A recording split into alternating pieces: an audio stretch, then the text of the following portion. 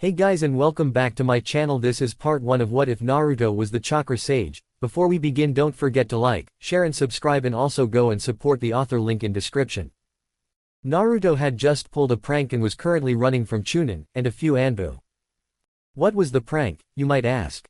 He set off a stink bomb in the Inuzuka clan kennels.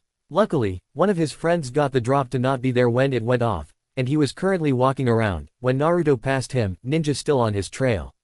Hey Kiba. Bye Kiba. He landed and jumped away too quickly for a response. Kiba saw this, and then the ninja following him went by, and Kiba instantly realized what happened. He just hit my home, didn't he? Well, at least he told me not to be there. I wonder what he hit it with.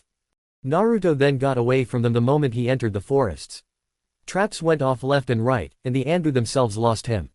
Naruto had taken that chance to get away. After 10 minutes of trying to lose them in the forest, he found a clearing. Okay, what is this place? I know every inch of this forest, and not once have I seen this place. It was a beautiful area, filled with flowers. He seemed at peace here. Why do I feel this way? I know I shouldn't relax. The villagers don't like me. Still, something's telling me to go further in. He did what the feeling was telling him to do. He followed it to a waterfall in the area. He went towards the waterfall, and it got stronger the closer he got to it. Yeah, there's definitely something about that waterfall. But why does it feel safe? I've never been here before. He went to the side of the waterfall, and found there was a cave behind it. The moment he went in the cave, he saw it was even more beautiful than it was outside. To think the tip of the iceberg was outside. This is unreal. He walked around and took everything in. The scent of the air, the flowers, the cottage. Wait, cottage. There was a small cottage in the cave, directly in the center. Does that mean someone lives here?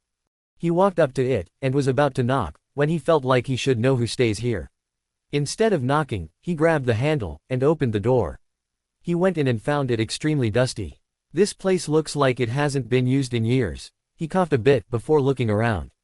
He found a library, and figured that if there was one place to figure out why the place seemed like he should know about it, this was the place. He went through books and scrolls. Then he found something with a note on it. He picked it up, and read the note. To whoever finds this place. If you made it here, then that means you have Uzumaki or Namikaze blood. Only one with either of those bloods flowing through their veins could find the clearing, and then the waterfall.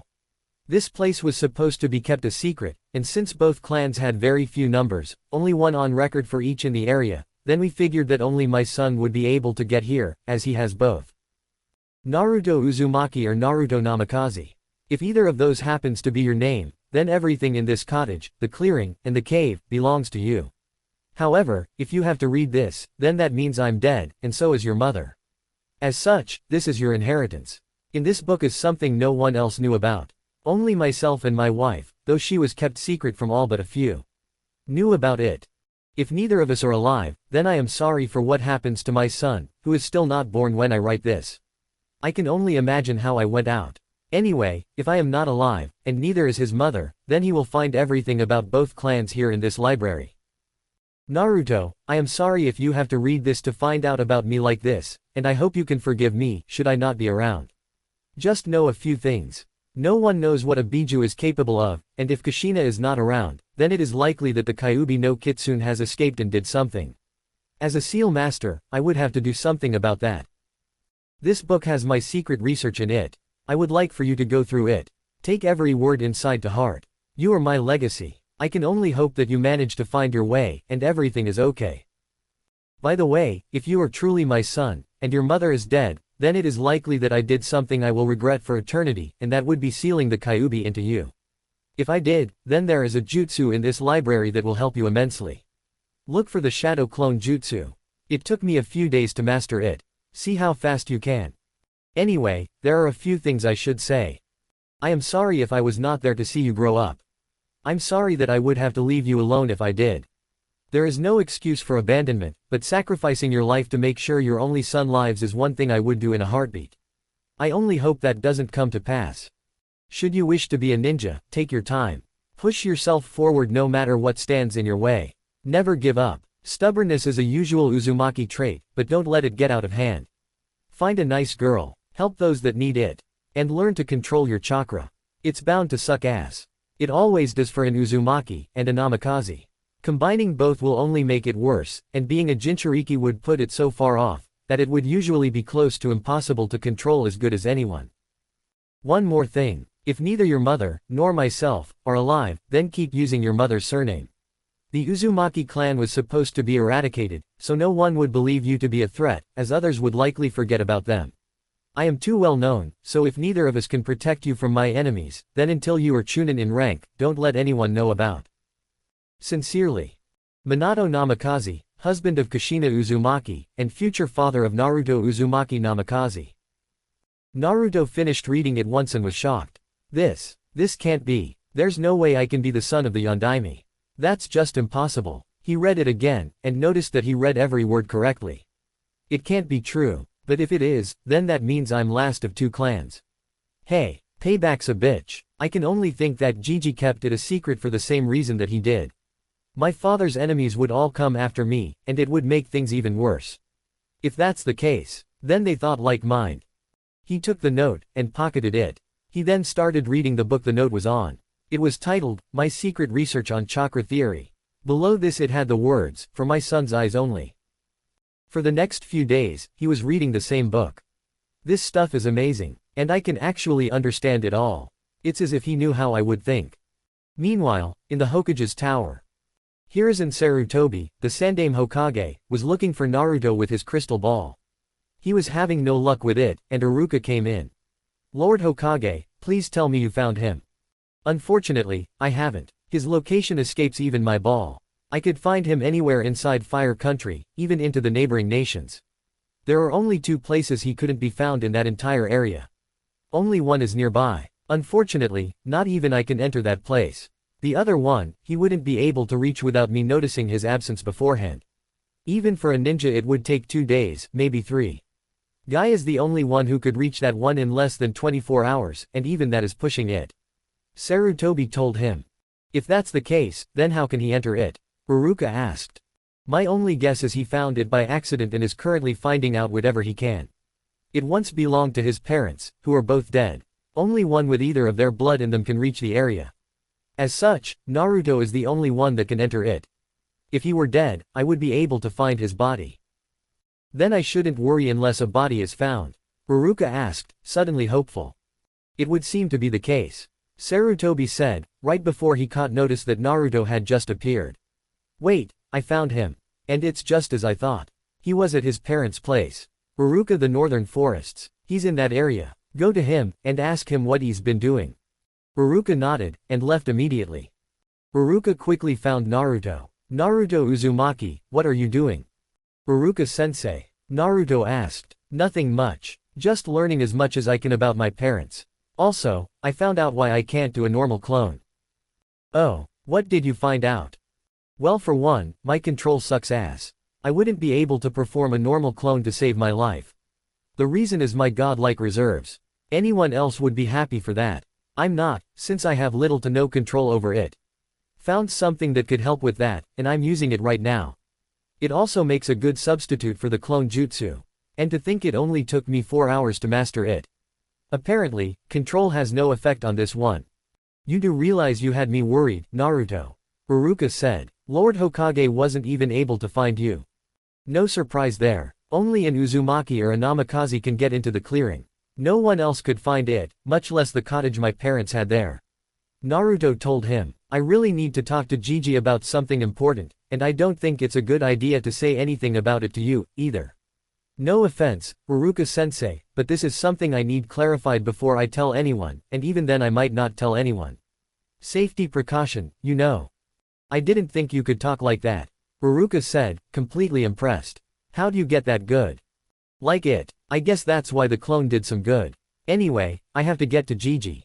And if he's looking at me right now, I can only say one thing. It has to deal with my parents. His face went expressionless when he said that. This is something that no one but he has the answer to. As such, I would think that he could tell me. He then smiled at Iruka. By the way, you're only talking to a clone, Iruka-sensei. Later, he jumped off, Iruka jumping after him.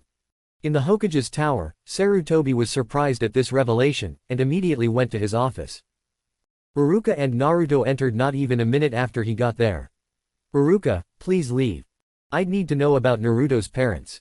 I owe him that much. Iruka told him. He's like a brother to me. I need to know why they abandoned him.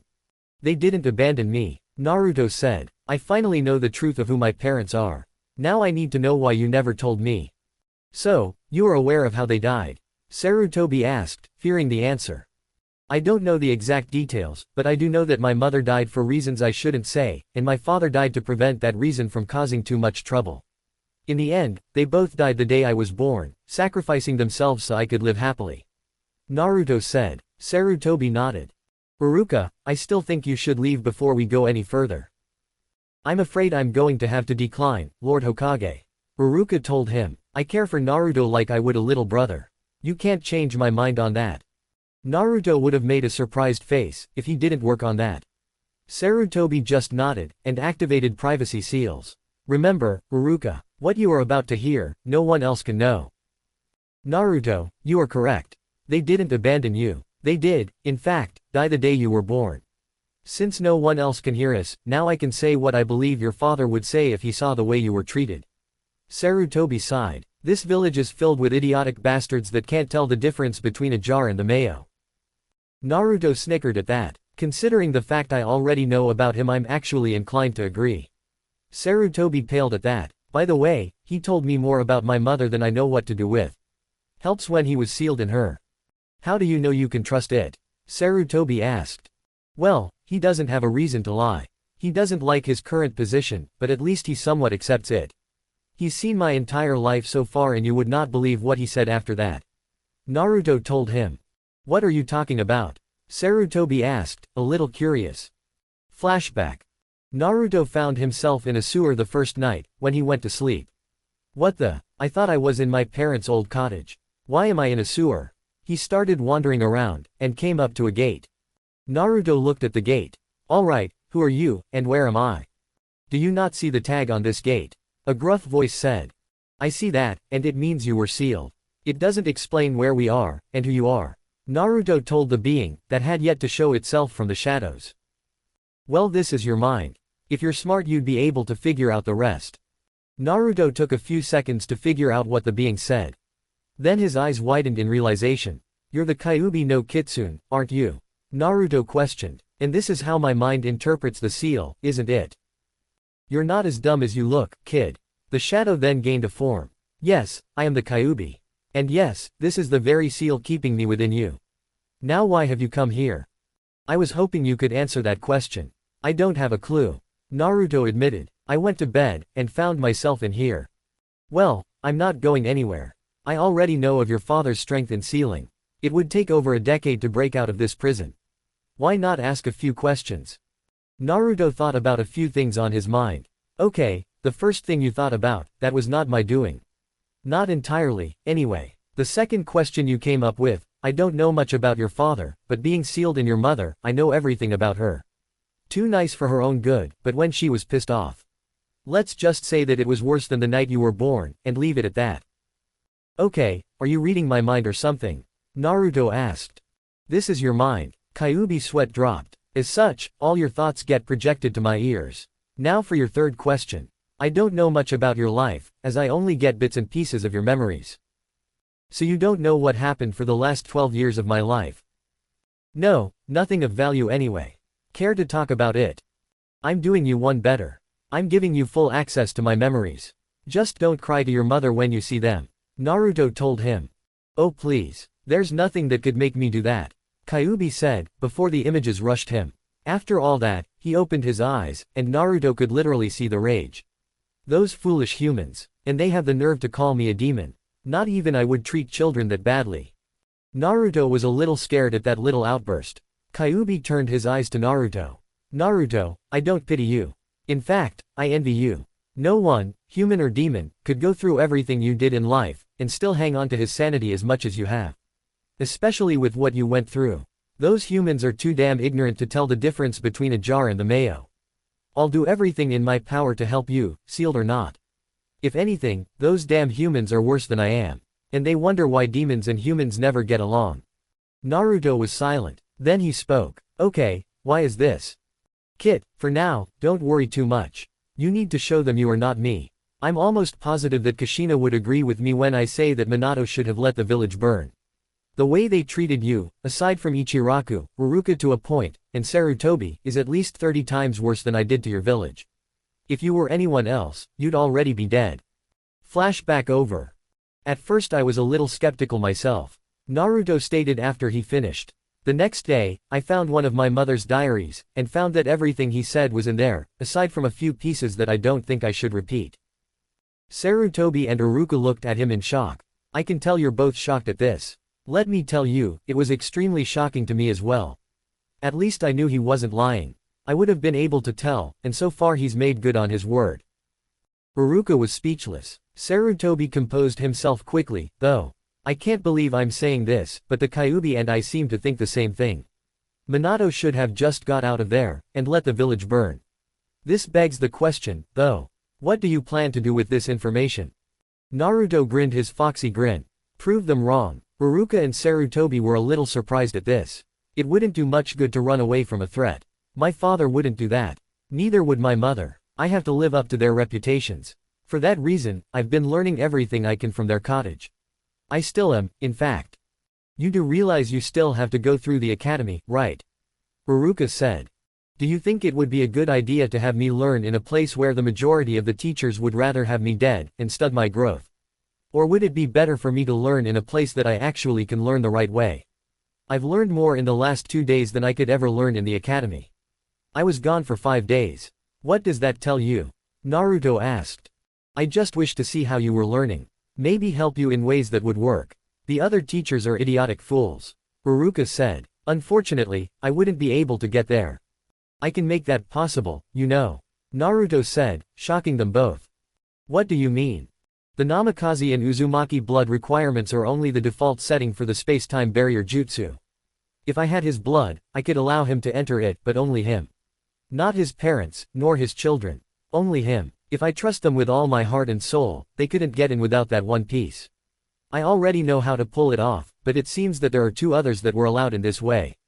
My father's sensei, and one of his students. Since 2 had died on a mission before it happened, he was the only one left.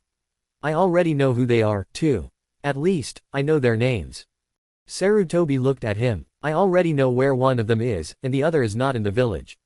He has a network to maintain, so he can't be in the village much. Naruto nodded. Well, I've got some more things to read up on. 2 things to say. Use shadow clones for paperwork, and shadow clones rock. He then disappeared, turning out to be a shadow clone himself. Sarutobi stared at the spot Naruto was at, and blinked twice. The hell just happened?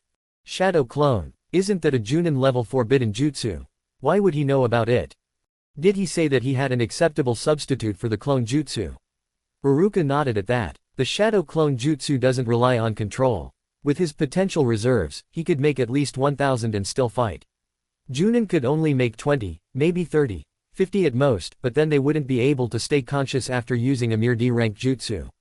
And if he finds out about the memory transfer piece of it, that means he really could have learned everything from the academy, and then some in the past 5 days. Remember, no one is to know what you heard in here just now.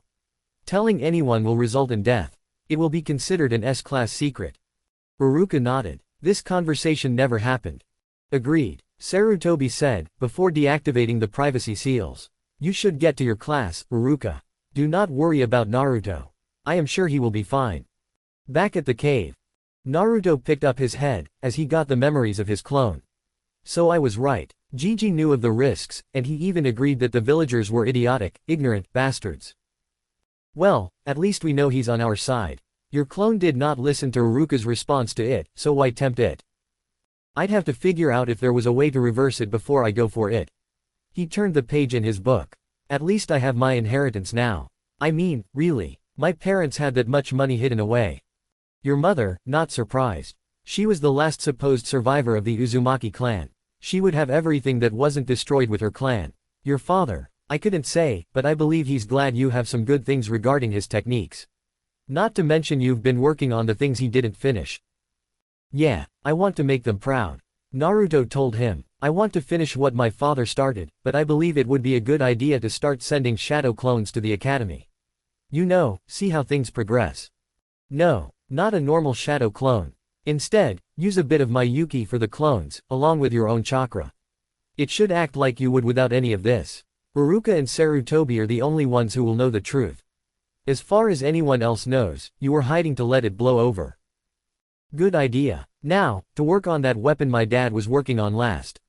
He's already got the theory on it. The majority of my clones are learning to fight on the water, while the rest are reading up on things I should know. Naruto then went back to work on the cylinder that was in front of him.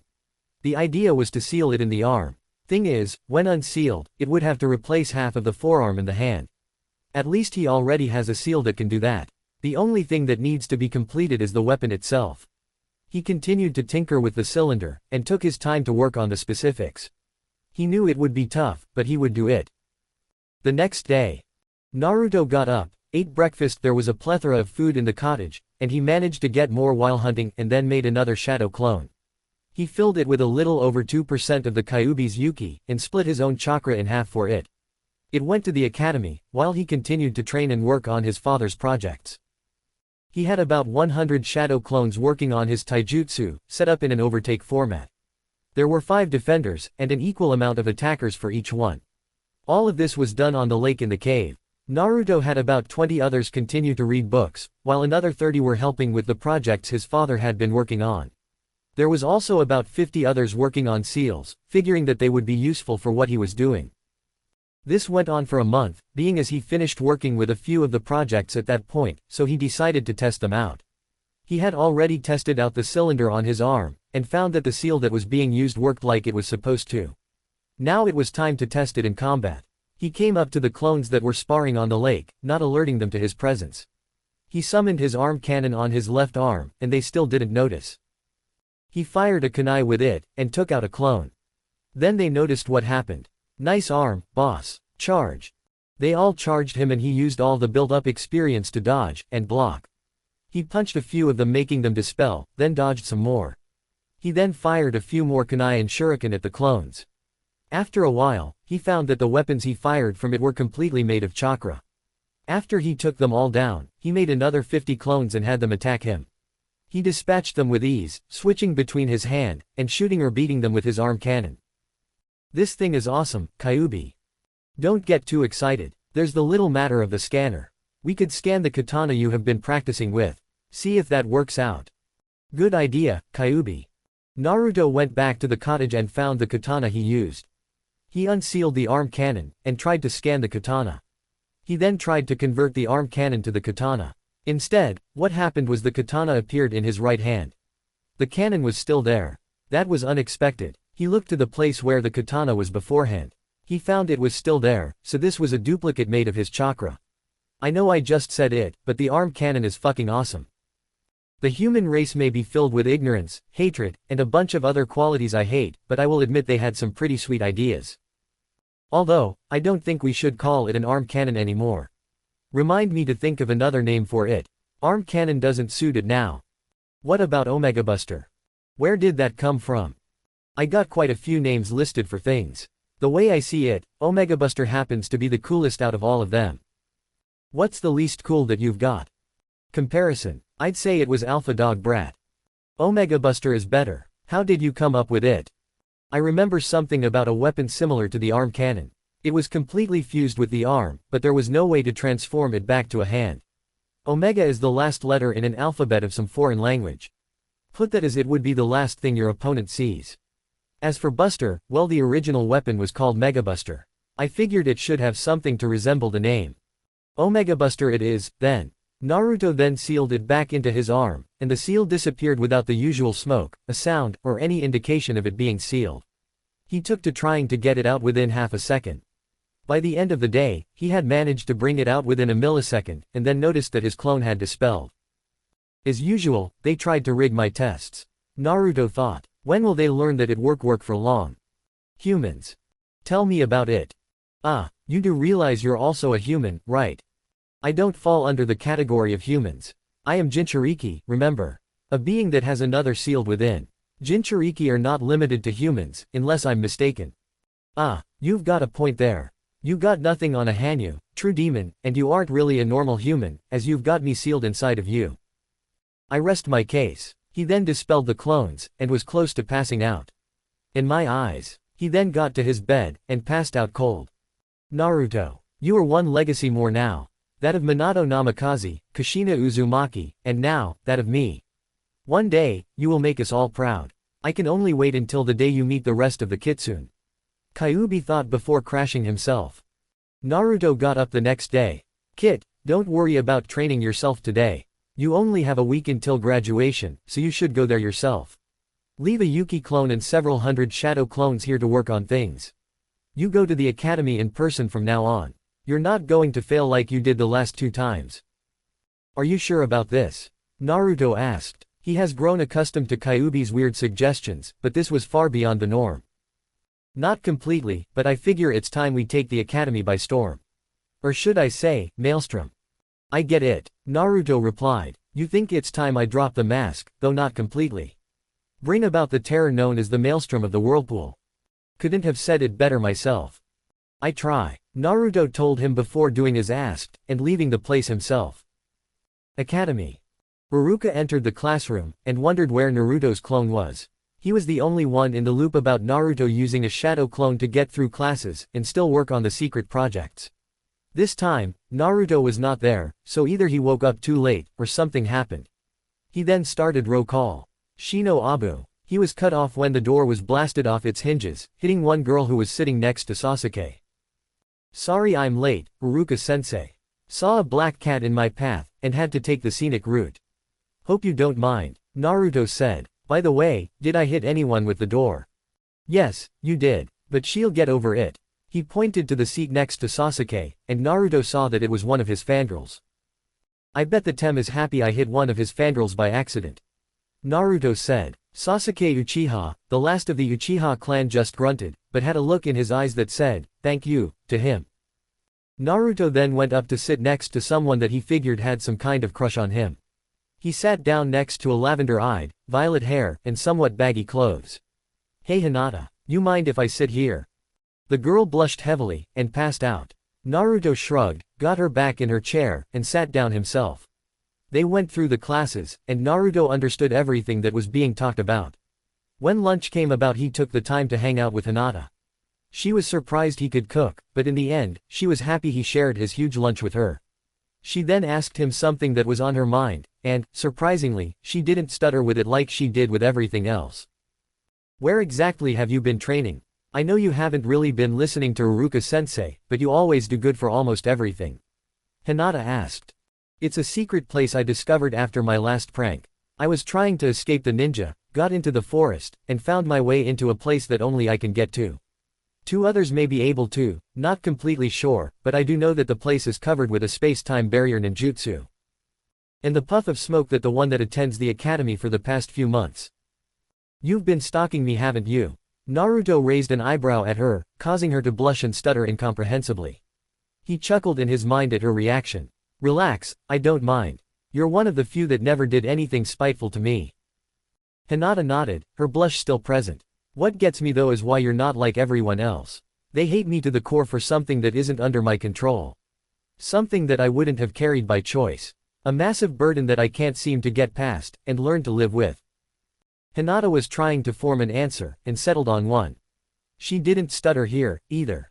I don't think they are right with what they say. There's something different about you. Until you started sending those weird clones to the academy, you always seem to cry in your apartment. Around anyone else, you smile, but when you're alone, you let out everything you held in throughout the day. Why do you do that to people that don't respect you? Naruto was surprised. How long have you been following me around? She started sputtering nonsense, but he managed to make it out. So, a while is the best you can come up with. She blushed, but nodded. Well, apparently, you would have attacked some time ago if you wanted to. No. Her outburst caught the attention of everyone in the area. Naruto was a little shocked at that. He sent a few waves of killing intent towards the onlookers, avoiding Hinata entirely, and they turned their heads. Naruto, you are better than anyone else thinks. No one can compare to your strength. They don't see the hell you had to put up with for who knows how long.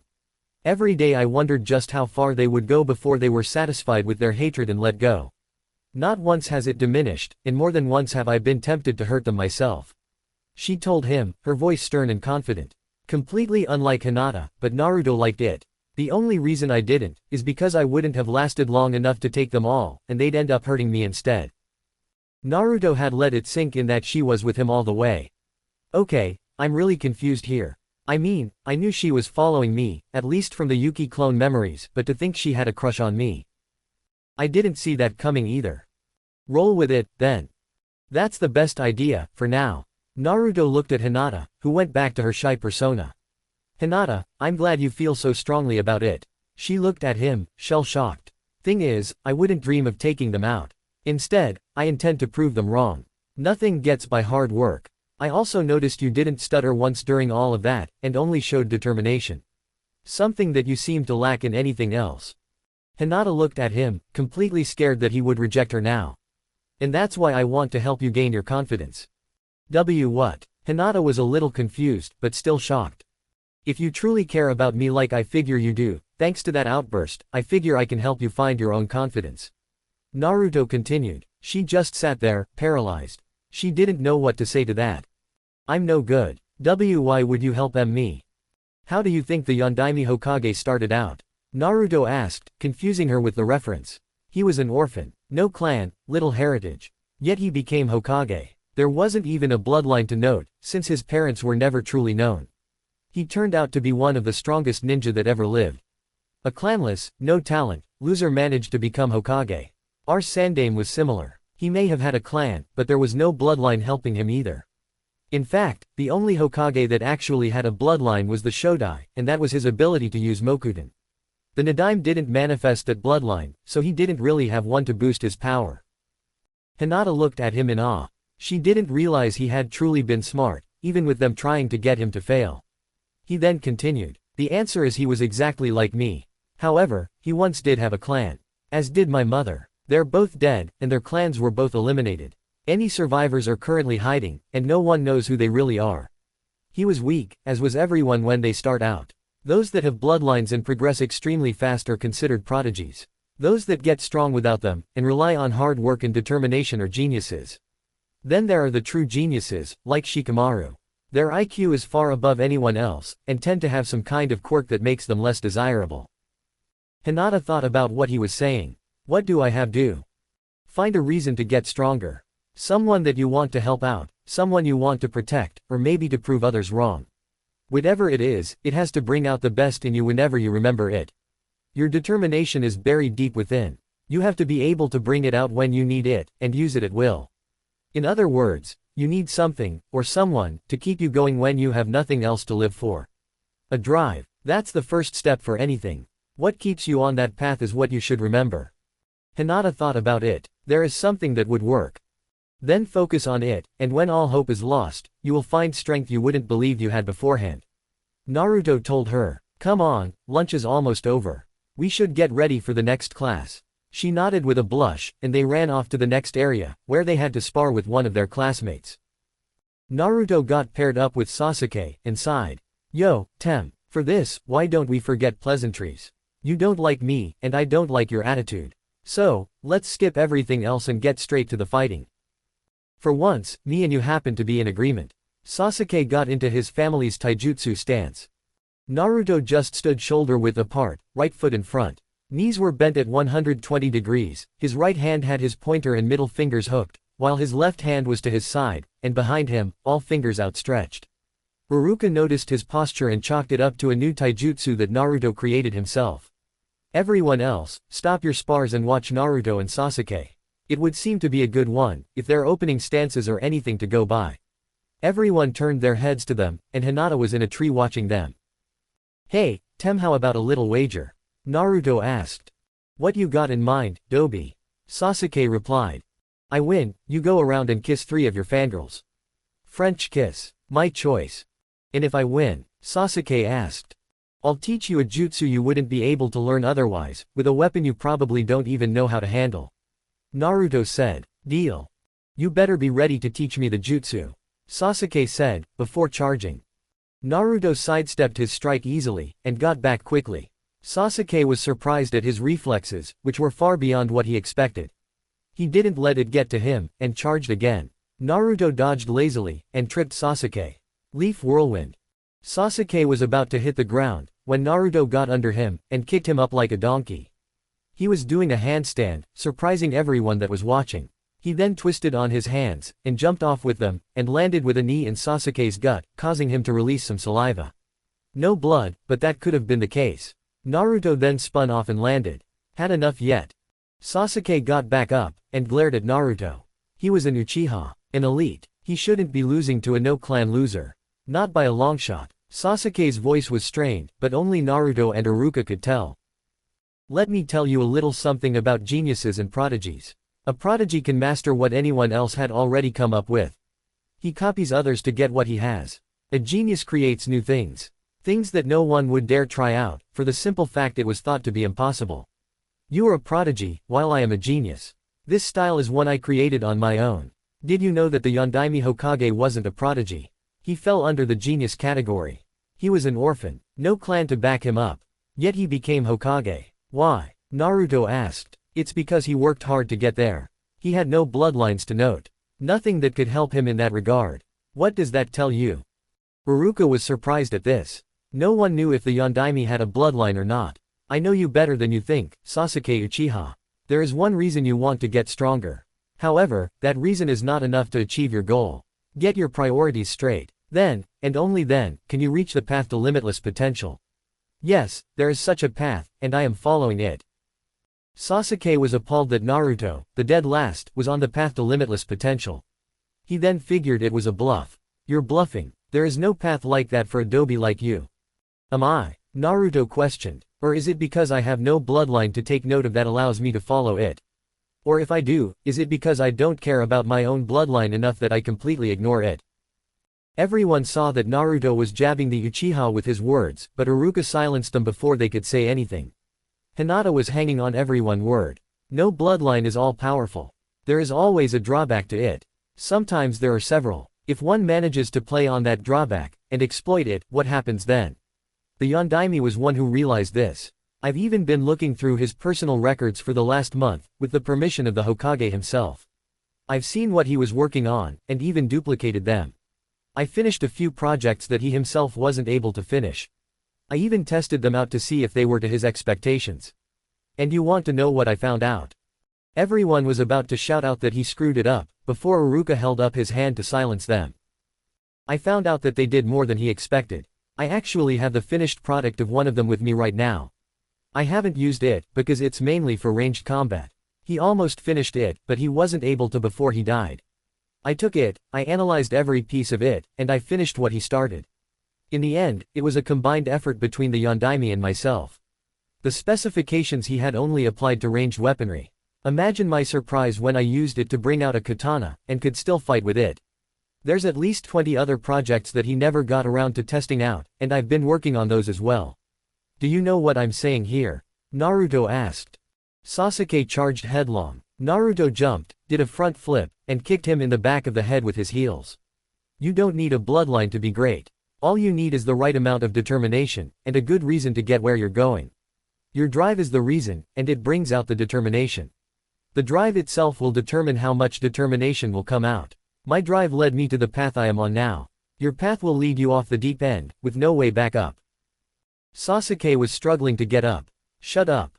Why should I shut up when I'm right? My drive doesn't depend on killing one person, or many people. My drive is to protect. Why do I choose to protect? Because when you protect something you care about, you draw on power you never thought you'd ever have. This is a known fact, as I once saw a civilian, with no shinobi training, pull off a shunshin to protect her son. You'd be surprised how many people do things that would normally seem impossible for them when they want to protect someone or something precious to them. Sasuke charged him again, and Naruto got behind him and knocked him with a chop to the neck. Learn your place, was Naruto's last words before Sasuke lost all consciousness. Iruka-sensei, when he wakes up, make sure he remembers the little bet we had. I already have 3 in mind, and he should know he would have to follow up or he would shame his clan name. Sasuke woke up a few hours later, Iruka right next to him. The next day, Sasuke followed up on his end of the bet. Naruto watched. Sakura Haruno and 2 nobodies were chosen, and he saw them all. He still didn't expect what happened after the academy was let out. Sasuke had picked up Sakura, and they disappeared for a bit. Naruto found them quickly, though, and managed to listen to them. Naruto had managed to obtain Hinata's blood sample that day, and managed to allow her into his home. The next day, her training would start. They were let out of the academy, and Hinata was grabbed by Naruto before he ran out. They made it to the northern forests, while Iruka followed them. The moment they both disappeared, Iruka was a little shocked.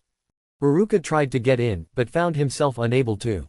I don't believe it. He let in Hinata, but he didn't let me in. The kid is an enigma, but who would have saw this coming? Hinata saw the field of flowers and was in awe. So pretty. She began to admire the flowers, when Naruto led her to a waterfall. No offense, but why the waterfall? It's not the waterfall itself, but what's behind it. Naruto walked to the side, and showed her the entrance to a cave. When she looked around, she thought her mind was in heaven. Welcome to my home. If you thought the field outside was heaven, you wouldn't be able to call this the same thing and do it justice. Hinata just nodded in agreement. I don't see a single sign of training here, though. I know, Naruto said. This place has 4 training areas, to be honest. One has a massive lake, another a bunch of targets and dummies. The third one has a bunch of things that you'd be better off dodging. The fourth one, well, that's where I tested the Yondaime's ideas. Well, except for one of them. I came up to the lake for that one. He started walking towards the cottage in the center. Come on in. She followed him inside, and was surprised at how clean it was. Welcome to the old home of the Yondaime and his wife. Hinata stared at him as if he grew a second head. What do you mean? I thought this was your place. It is now. Naruto motioned to the stairs. There's something in the library that I figure you should see.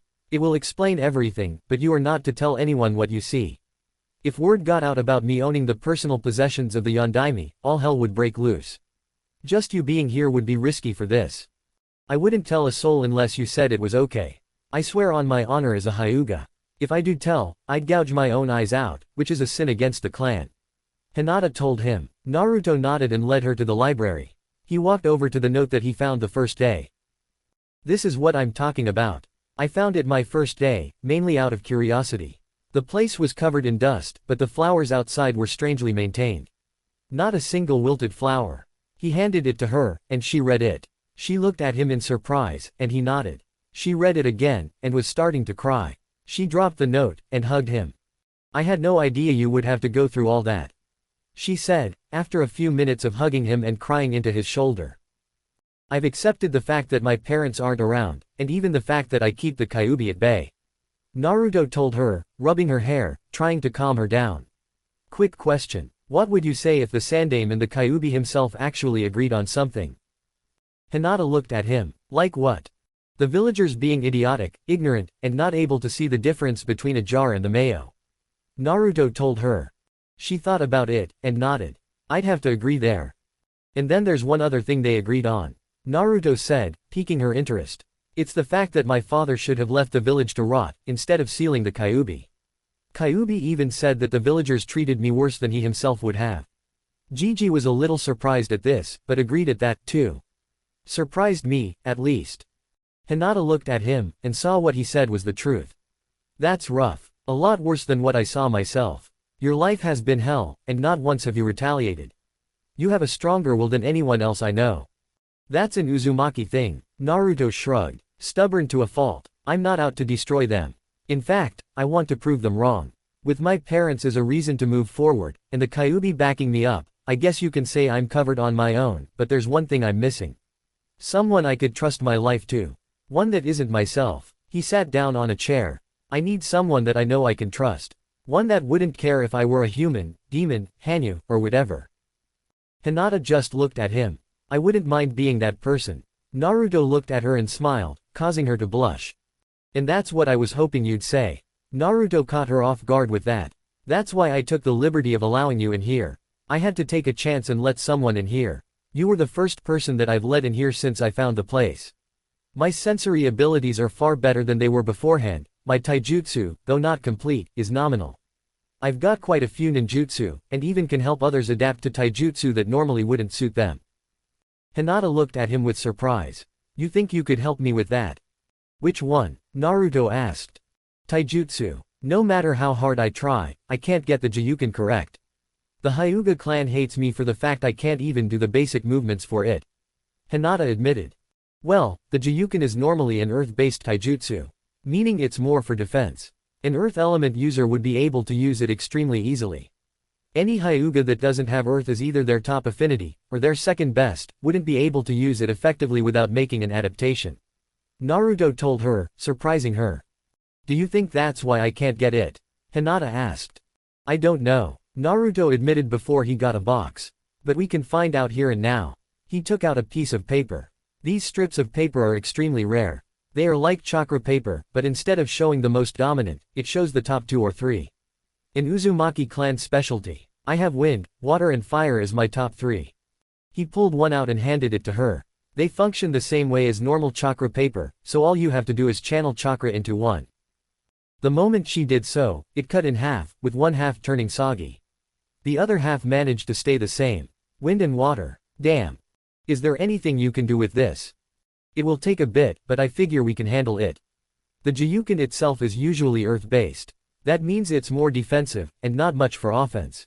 The lack of external wounds attributes to this fact. Wind is purely offensive, and hard as hell to control. It's more dangerous than fire, which is actually easier to control. Water is a completely balanced element. Good for offense and defense. He inspected the piece of paper closely. It seems you have a greater affinity towards water than wind, so we'll start there. How can you tell? Hinata asked, curiosity the dominant thing in her voice. Naruto began to explain the pieces of each one. The piece that went soggy wasn't completely soggy, but water was almost literally dripping from it. Wind was pretty good, due to the somewhat fine cut, but the levels of each one, when scaled, would place water over wind. Did not know that. Not many do. In fact, that's a property that is lost to most. My wind affinity is almost godlike. It took me 2 days to master the first control exercise, and that's only with 100 shadow clones working at it for 6 hours a day. That's 600 hours a day. The second one I had to do outside, since I had to cut a waterfall with my chakra. Took me a week with 20 clones working on it for those same 6 hours. I'm actually glad that the Kyuubi knows about all the elements, and how to control them. Fire was extremely easy for me, but not as easy as wind. Water, I'm still working on the first step. For now, we should work on your control over your water chakra, and then implement it into your Jiyuken. Naruto went over to a shelf, and picked up a scroll. He tossed it to her, and she caught it. That's a D rank water jutsu. Not dangerous, but it's good enough for the purposes we want it. Seeing she was confused, he continued. Don't just use the jutsu, feel it. Find that feeling, and it will make controlling water easier. I started out fire with a small igniter jutsu. A mere E rank. Figuring out how it works, and then applying that same feeling to the fire chakra training, I learned quickly. When you can learn that jutsu, and know how the chakra acts during the jutsu when done properly, use what you find to apply to your water chakra, and it should apply nicely. Hinata nodded. They went to the lake area, and both worked on the jutsu. Naruto then tensed up. Naruto. Someone else is here, Naruto said, before creating a shadow clone to check it out. Outside. A man with gravity-defying hair, and a headband over his eye walked up to the waterfall. I never thought he'd find Sensei's old home. But that means that he's actually related to him somehow. Who are you, and why are you here? Naruto said, behind him. How did you manage to get in here in the first place? There should have been only 2 others alive that could get in here. Myself, and Jiraiya of the Sannin. The man said. So you're Kakashi Hatake, my father's only living student. The man tensed, and Naruto smirked. Yeah, I already know the specifics of the barrier. Only one with Uzumaki or Namikaze blood can get in here, aside from exceptions that only I can make.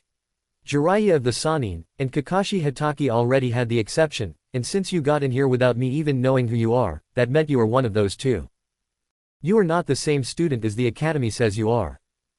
I learned more in 2 days here than I did in years in the academy. They tried to stunt my growth, and now they've failed. Naruto shrugged. Anyway, since you were obviously trusted by my father, I believe you can come in.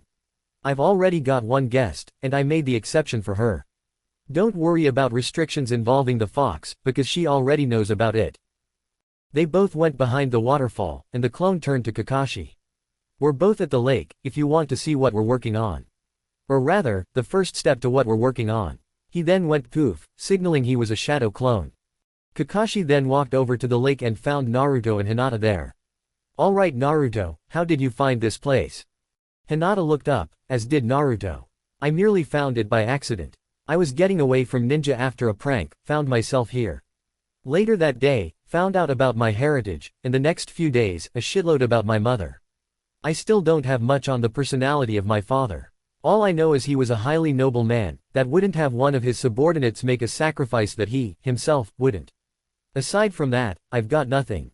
I can help with that. I know him better than most.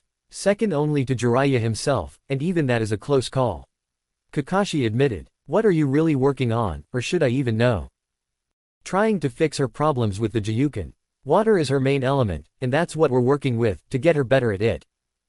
Kakashi nodded. So you're having her learn a water jutsu first. It's supposed to help her get a feel for water chakra. I had already got it down, so I'm just waiting for her to get through it. Kakashi nodded at that. Kakashi just sat down at the edge of the lake and watched them. Hinata got it down after 20 more minutes. Looks like you've got the jutsu down. Now to answer a question, how does the chakra itself react when using the jutsu? It flows like a river. Fast, but smooth. Calm, but has a hint of danger to it. Hinata replied. And that's what you need to apply to your Gyuken. Those with a water affinity tend to be a lot more flexible than those of an earth affinity. Am I right, Kakashi? Naruto asked, earning a nod. So you have to make your strengths work for you. Your own version of the Gyuken. That's what we're going to work on now. Remember that feeling. It will help you in the long run. Hinata then walked over to them both. I don't think I'd be able to continue from here today. Not without rest. She passed out, and Naruto caught her. You worked her to the bone, didn't you? Kakashi asked. No, she was pushing herself past her own limits. I didn't say to do that, and she still did it. She would rather help me, than hurt me. I was right in trusting her. She knows about the Kyuubi, as my clone told you, and she still doesn't care. She even cried into my shoulder. Come on, let's head into the cottage. Let her get some proper rest. It's almost time for dinner, and I still got to make it. He carried her bridal style to the cottage, and put her on a bed upstairs. He wrote a note, and put it on the nightstand before leaving to make dinner. Kakashi and Naruto talked a bit about his father, while a shadow clone made the dinner. During this, Hinata came downstairs. Thanks for letting me rest, Naruto. But I'm fine now. Not yet, you're not. Your reserves are nowhere near as high as mine are. You'll need to eat, and wait until tomorrow for anything like that. A clone is currently making dinner, and Kakashi is also eating here, if he wants to. Naruto said.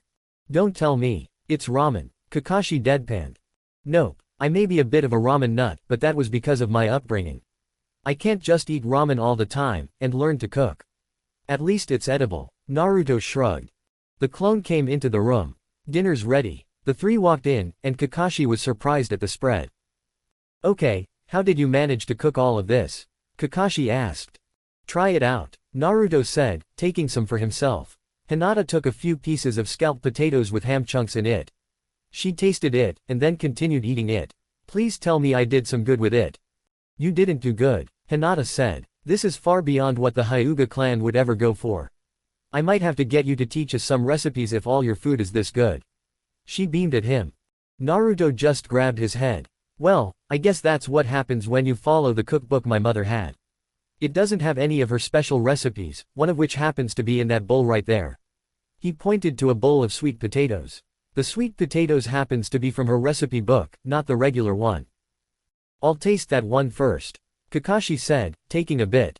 His visible eye widened. How did you manage to get it spot on? Just follow the directions, and you're good. Naruto shrugged off the question with ease. They all finished the entire spread, the majority of it going into Naruto's stomach. Kakashi, you might want to take Hinata home, Naruto said, after a while. I'm still not well liked in the village, so it would be better for her that you bring her home. In the meantime, I'll continue working on some of my father's projects. Kakashi looked at him. Which ones? Are you already in the know? The only one I helped out with at all was the arm cannon. He never finished it, and he was the only one that could. I didn't have full knowledge of it, Kakashi admitted. Well, the arm cannon is no more. It's already finished and renamed, since it did more than he originally thought. He was only hoping for a ranged weapon. Turns out you can scan any weapon. Long, mid, or short range. As long as I scan it, I can use it. Thing is, I need to be able to use the weapon properly to use it like that, too. I don't instantly know how to use it with ease. I have to train with the weapon. Shuriken, kunai, my father's special kunai, a katana, and the last one I put in there was senbon. I can throw all but the senbon accurately, but I can shoot all of them, minus the katana, with pinpoint accuracy. I haven't showed it to those at the academy, and I don't plan to. I'm going to try getting you on my team. Being my sensei's son means I can teach you what you can't learn from a scroll. I kind of owe to you for keeping my distance, you know. Kakashi scratched his head. Father trains someone, and that student trains the son. Nice, Naruto said. Thing is, the council is likely to have you train the Uchiha. I've dealt several blows to his pride over the last few days, and they'll keep on coming. And if you're on his team, then you'll know that you have me as a Junin sensei. Kakashi said. If that's the case, then remember I'm late for a reason. Morning. Kakashi nodded at that. Figures. You need to learn to push past their deaths. Move on, but never forget their names. Remember the times where you were all happy. The good memories, not the bad. That should help you out. He nodded and they both left. Naruto then got ready and went to bed. A few days later. It was graduation day at the academy. Naruto and Hinata have gotten closer. Hinata even knocked out some of Sasuke's fangirls when they yelled at him. Iruka was pleased that someone else was sticking up for him, even more so that it was the usually shy girl in class. Naruto had managed to pass every portion of the exams, even got top ranks on the stealth portion. No surprise, since he's able to hide from Anbu. When it came to jutsu, Naruto performed the shadow clone jutsu, and not the original. He made enough to pass, but that's all. In the end, Naruto graduation scores were the highest, but the rest of the time, his scores the past 5 years put him at the bottom of the year. In the end, he was put in the middle of the class. Naruto and Hinata were now at his place, and she was putting her finishing touches on her Juyuken. Naruto was watching every step, noting flaws she had in her form. After each session, he told her what she was doing wrong with the movements themselves. She took those into account and fixed them easily. This was 3 days after they started, and she was basically finished. You've done good, Hinata. You've got your form perfect, and your movements are like a river. Flowing fast, yet smooth. The water itself is moving along your body, as well. Try it again, but this time, he made a shadow clone. Do so on my shadow clone. You have to learn how to apply it in combat now. That's the final step. Hinata nodded, and reminded herself that this was a clone. Taijutsu only. Begin. Hinata knew that she wouldn't be able to hold her defensively, so she started to attack but kept her guard up. The blows went back and forth, and neither could get a good hit in. It was always a dodge, or a block. Don't hold back, Hinata. Remember your drive. Picture your opponent as someone that gets in the way of your drive, and take them down to move on. Naruto shouted. It doesn't matter who it is in reality. Hinata's moves were suddenly more dangerous. The original Naruto was watching, and noticed the difference. She was a lot more beautiful in her moves, almost like a dancer. At the same time, they were deadly. The clone went down, and 3 more were already made and started attacking her. She did the same thing and took them down easily. 9 more came up, only to fall down within 30 seconds. Hinata was running low on chakra, and was about to pass out. Okay, that's enough. Hinata came out of her trance at the voice. Naruto walked up to her, since she was on the water. You did a lot better than you did beforehand. Remember, your opponent is always an obstacle. Picture them as something that stops your drive in its tracks, and use that to take them down. Naruto told her, as he helped her out of the area and into the cottage. A clone had made a light dinner, and was finishing up as they entered. Hey boss, food's ready when you are. Naruto nodded, and they both sat down. Hinata started eating ravenously. Naruto saw this, and picked up his pace with the eating. They devoured the entire spread themselves. Afterwards, they sat down in the library and started reading. Kakashi came in again, and Naruto noticed. In response, he sent a mental command to a clone and he met him out there, to find out what was up, and then dispel. Mizuki is an idiot, Naruto said. Hinata, you want a real-time test for your style. Why not? I could use it, Hinata said. You coming along? You know it. Naruto and Hinata got up, suited up, and left the clearing to intercept him. Kakashi followed them from afar, sporting an Inu mask. Hinata and Naruto found him easily. One by his chakra, the other by his scent. They met him before he managed to get an hour away from the village. Naruto's left arm turned into a cylinder, and Hinata noticed. She made a mental note to ask what it was later. They converged on his location, and found Iruka holding him off. Shut up and die, Mizuki shouted to the already injured Iruka. He was spinning a Fuma shuriken, but didn't get to throw it due to the hail of kunai Naruto shot. He had to dodge the hail, only to find that Hinata managed to predict his movement and she managed to shut down his arms, before having to back off. Iruka was surprised when he saw Hinata try to take on Mizuki, but figured that she wasn't dumb enough to come alone. His thoughts were proven correct when Naruto came down, katana in his right hand, and made Mizuki jump back. "Hinata, that scroll on his back. The objective?" Hinata asked. "That's it." Iruka saw them talk, but was surprised they came here. "Guys, get out of here. Iruka-sensei, you're already injured. You're one of the few people that I know I can trust. One of the only ones that are precious to me. He did this to you, and now we're going to return the favor." Naruto told him over his shoulder. "So, the little fox comes out of hiding," Mizuki said, glaring at Naruto. "Shut the hell up, you bitch," Hinata said, surprising them all with her language. "You tried to get Naruto to fail just so you could kill him after he took that scroll on your back." Naruto, the Sandaime was right when he said the villagers can't tell the difference between the host and the sealed. "You possessed the Hyuga," Mizuki roared. "He didn't possess me," Hinata said. "Naruto, stay back." Naruto and Iruka found something in that tone that they never thought they'd ever hear. Hinata Hyuga was pissed. "Ah, okay, but remember, I'm here if you need help." Naruto stepped back, the katana disappearing. Hinata charged Mizuki, knowing that he was a threat to Naruto. She immobilized him with moves not even he has seen a Hyuga use. He was on his knees quickly. No last words for the damned. She landed a strike right to his lung. She walked back to Naruto. "He's still alive, but he won't be for long. You want a few shots?" Naruto shrugged. Shadow clone jutsu. 20 shadow clones appeared, and started pummeling Mizuki's prone body. An Anbu came up to them. "Impressive. I'll take the scroll back to the Hokage, along with the body." The Anbu, which Naruto could tell was Kakashi in an Inu mask, said. "We'll take Iruka-sensei to the hospital. He'll need some kind of healing," Naruto said. They all split up, and went where they were supposed to. Hokage's tower. Sarutobi was pleased that Mizuki was captured, but was a little surprised at the report of his death. And yes, he was dead. Jiyuken strike to the right lung, combined with non-lethal pounding of 20 shadow clones. "That's what it was, sir," Inu said. Iruka Yumino was injured and the two took him to the hospital for medical treatment. Just then, Naruto's clone came in. "Gigi, Iruka-sensei is going to be fine. There was nothing major, just a few lacerations. Hinata is already on her way home. Her family is already suspicious of her activities, and she realized it. She's been skipping her own dinner with her family recently, and they're trying to find out why. She hasn't told them why yet, and doesn't plan to, apparently." "Naruto, you're one sly dog. I believe the politically correct term is fox. That's what a sly dog is," Naruto said. "Also, I believe it would be a good idea for me and Hinata to be on a team. It's for her benefit, as well as mine. With tonight's performance, I believe it would be a good idea myself," Inu said. "I see. However, to please a certain Junin you'd have to have Sasuke Uchiha on your team," Sarutobi said. "I'll work out a few kinks." "Thanks Gigi." Naruto then went poof. "Are you sure about this, Inu?" "Completely. I'd prefer not to teach an arrogant bastard, regardless of the council's decision," Inu replied. Hinata woke up in the morning, feeling completely refreshed.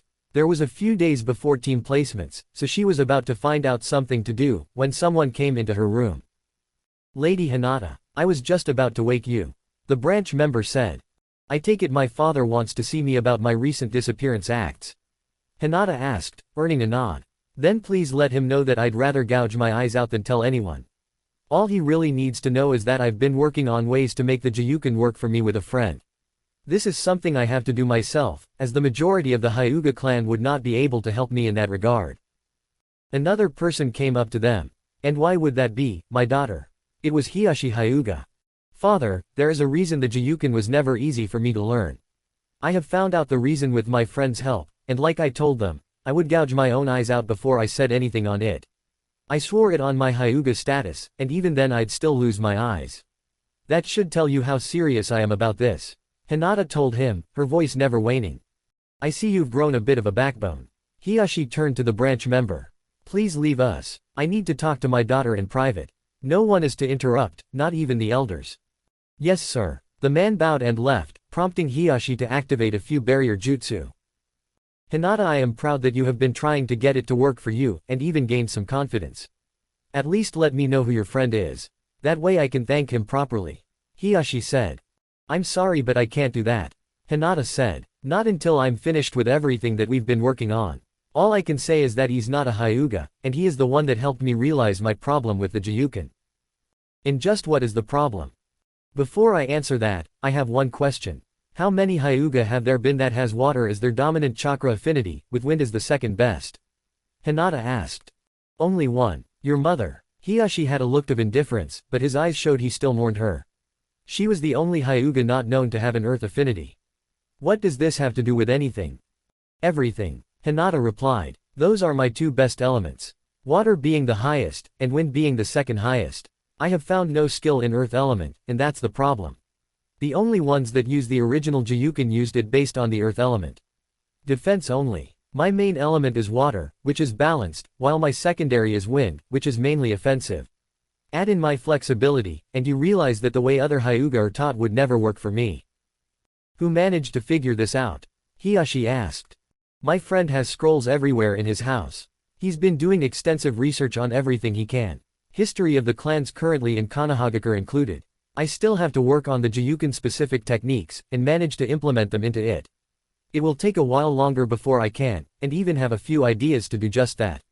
I would suggest you tell the elders to back off, and not question me about my training, and not to place the caged bird seal on me because I'm supposed to be inept. Instead, I'm learning things in a way that would work for me.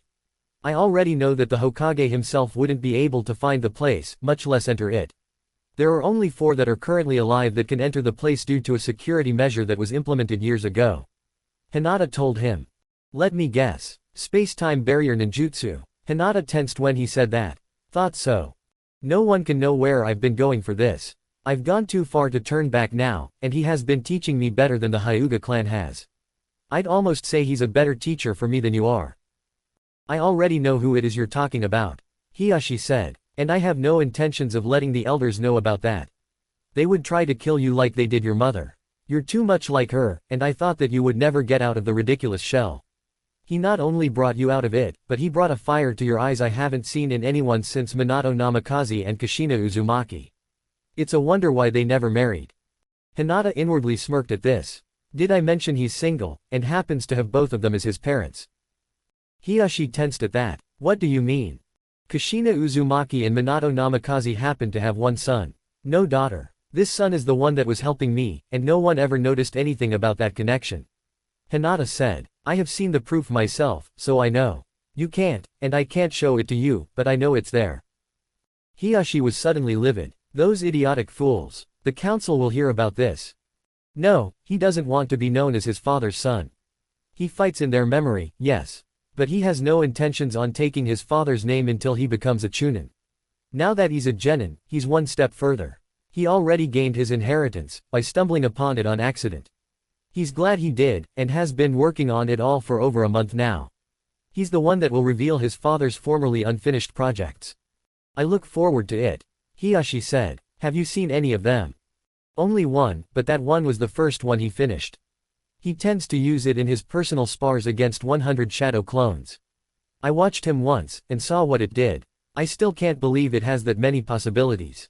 He figures he hasn't hit the tip of the iceberg with the possibilities, and he's already come up with several thousand. I look forward to when he unveils it. For now, no one will know. I'm proud you found someone that can help you where I failed. Just know that you have inherited more from your mother than you think. Hiyashi turned around. Down to tastes. Hinata caught this and wondered what he meant before a couple of pictures came to her mind. Does this mean my father was a second choice? If that's the case, his father was my mother's first choice, and then that means I can go where my mother couldn't due to interference from other girls. It's official, this is the best week of my life. Hinata got ready, ate breakfast with her family and went out. She walked for a while and found Naruto at Ichiraku's with Iruka. Naruto, Iruka-sensei. What's up? Hinata walked up. What's up, Hinata? Naruto asked. I'm not training today, and they're just working on the projects I have right now. Oh, okay. Hinata replied. So Iruka-sensei, how's your injuries? Nothing too serious. I just can't do anything strenuous for a while. Walking around for a bit is no problem. Iruka replied. Naruto, I'm glad you got her out of that little shell. If I didn't see it with my own eyes, I would never have thought she'd do that. He's just one of the fools of the village who let stupidity and ignorance blind him. Hinata said as she sat down. I'll take pork ramen, please. Coming right up, Chuki Ichiraku said happily. There was a girl behind the counter. So you're one of the select few that don't care what the other villagers think, huh? It's not that I don't care what they think. In fact, I do care. I don't want them hurting him like they did the rest of his life. I'd probably do more for him than I would for my own father, and he knows it. Hinata told her. Hinata Hyuga. Ayame Ichiraku. The girl replied. By the way, Hinata, I didn't know that. I wasn't sure if you did, but I wasn't exactly talking about you there. I was referencing my father. He already knows it. He even said that it was only a matter of time for this to happen. My mother was probably close to your father, after all. Hinata told him. You already told him. No, he figured out most of what he knows on his own. I couldn't keep myself from tensing up when he mentioned the barrier. That's probably when he figured it all out. Hinata said. He already knows not to tell anyone, and the Hyuga elders can shove it. Well, I'm glad. I know I can trust you with my entire being. That's why you were allowed in. It was only speculation at first, but now I know for fact. He finished off another bowl that came up to him quickly. Nothing like good old Ichiraku ramen to lift the mood. Sorry I couldn't come for a while. I've been busy lately. I can see that, Naruto. Ayame said. Just know that if you betray the trust he puts in you. I wouldn't dream of doing that, Ayame. Hinata cut her off. He's the reason I actually want to get up in the morning. He's the reason I've gotten better at what I have. If those fools that the village calls a council can't see the gem they have dulled, then they are truly idiotic. I take it the drive you found has something to do with me. Naruto asked, confusing Iruka. Naruto, what are you talking about? When I went up against Sasuke in that spar, I was hoping she was listening in on it. That wasn't just for Sasuke. Those words were also directed at her. Naruto explained. Yeah, I heard it. I want to help you in any way I can. That is my drive, Hinata replied. Naruto noticed that someone was coming up to them. Incoming Uchiha. Hinata recognized the wording, and found that the subject was to be dropped. So the rumors are true. You really do eat nothing but ramen. A voice said that entered. It was Sasuke. So what do you want, Tem? Naruto asked. Train me, Sasuke replied. I already told you what you had to do. I don't train arrogant assholes who are stuck up on revenge.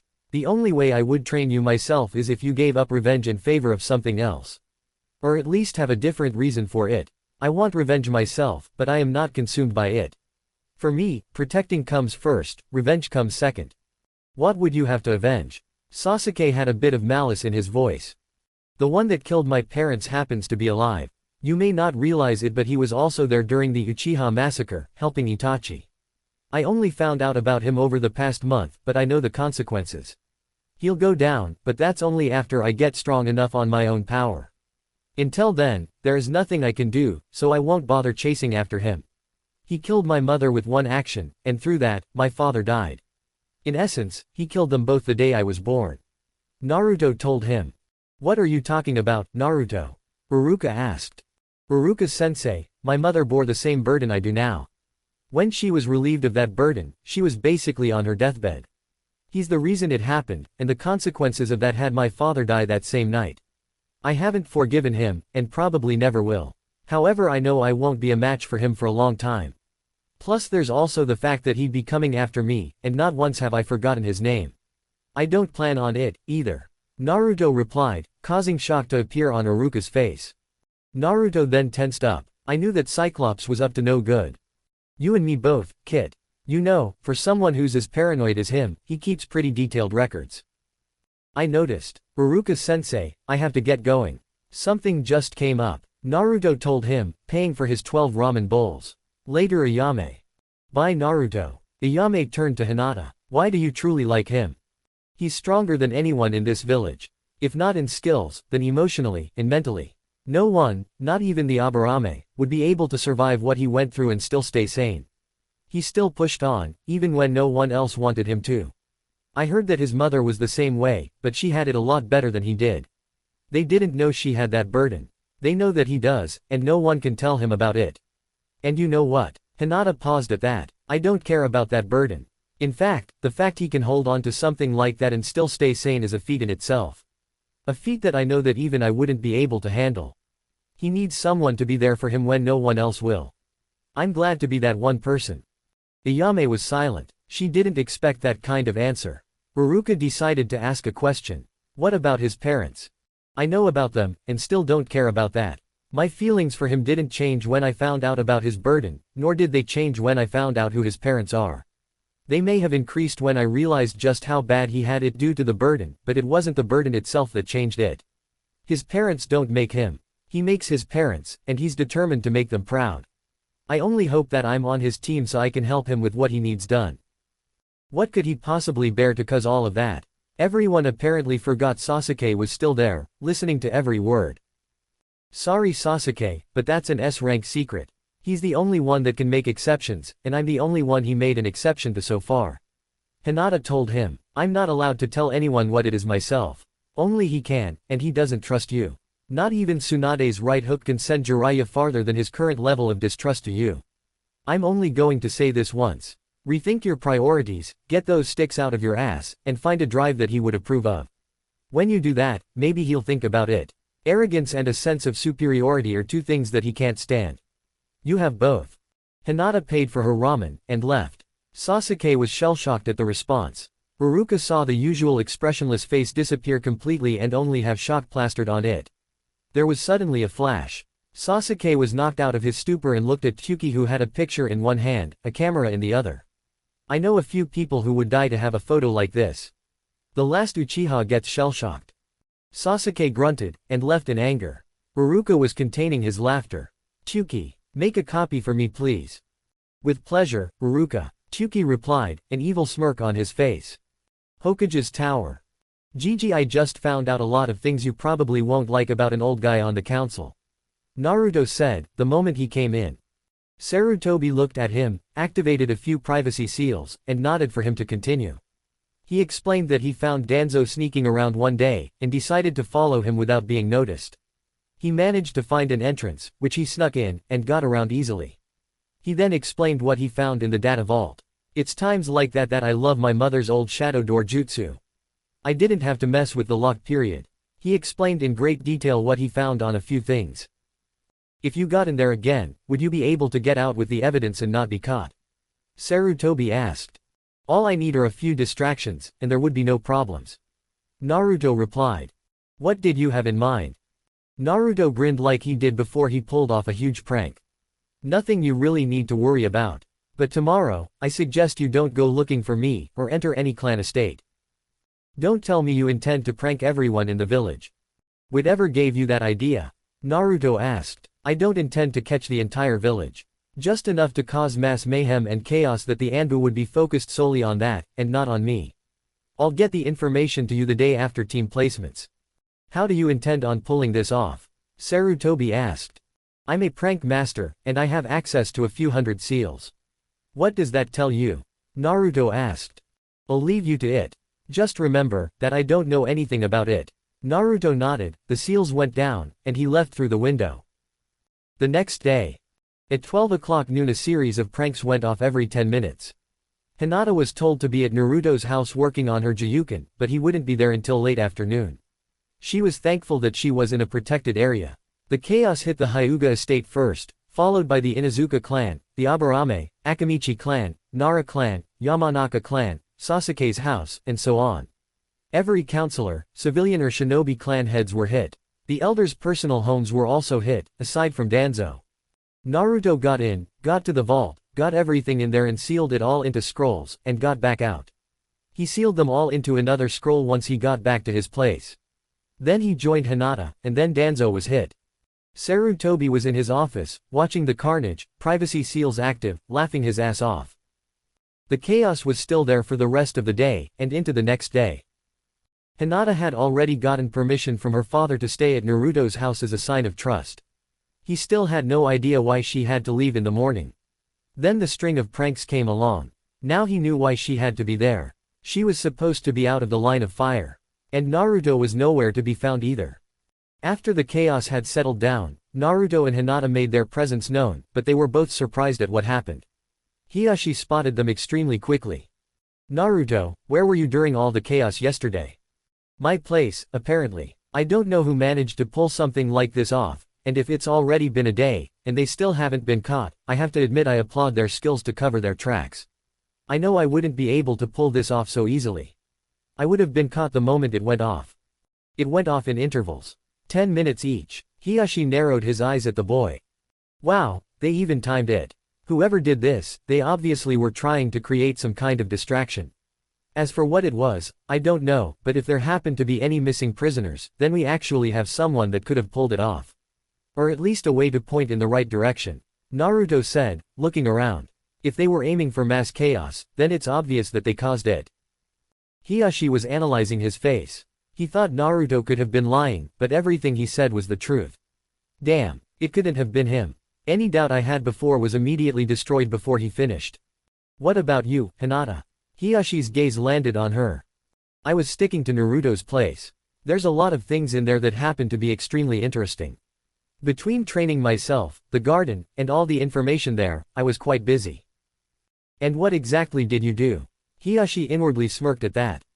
I was working on my father's projects that still haven't been finished for most of the morning, and late into the evening.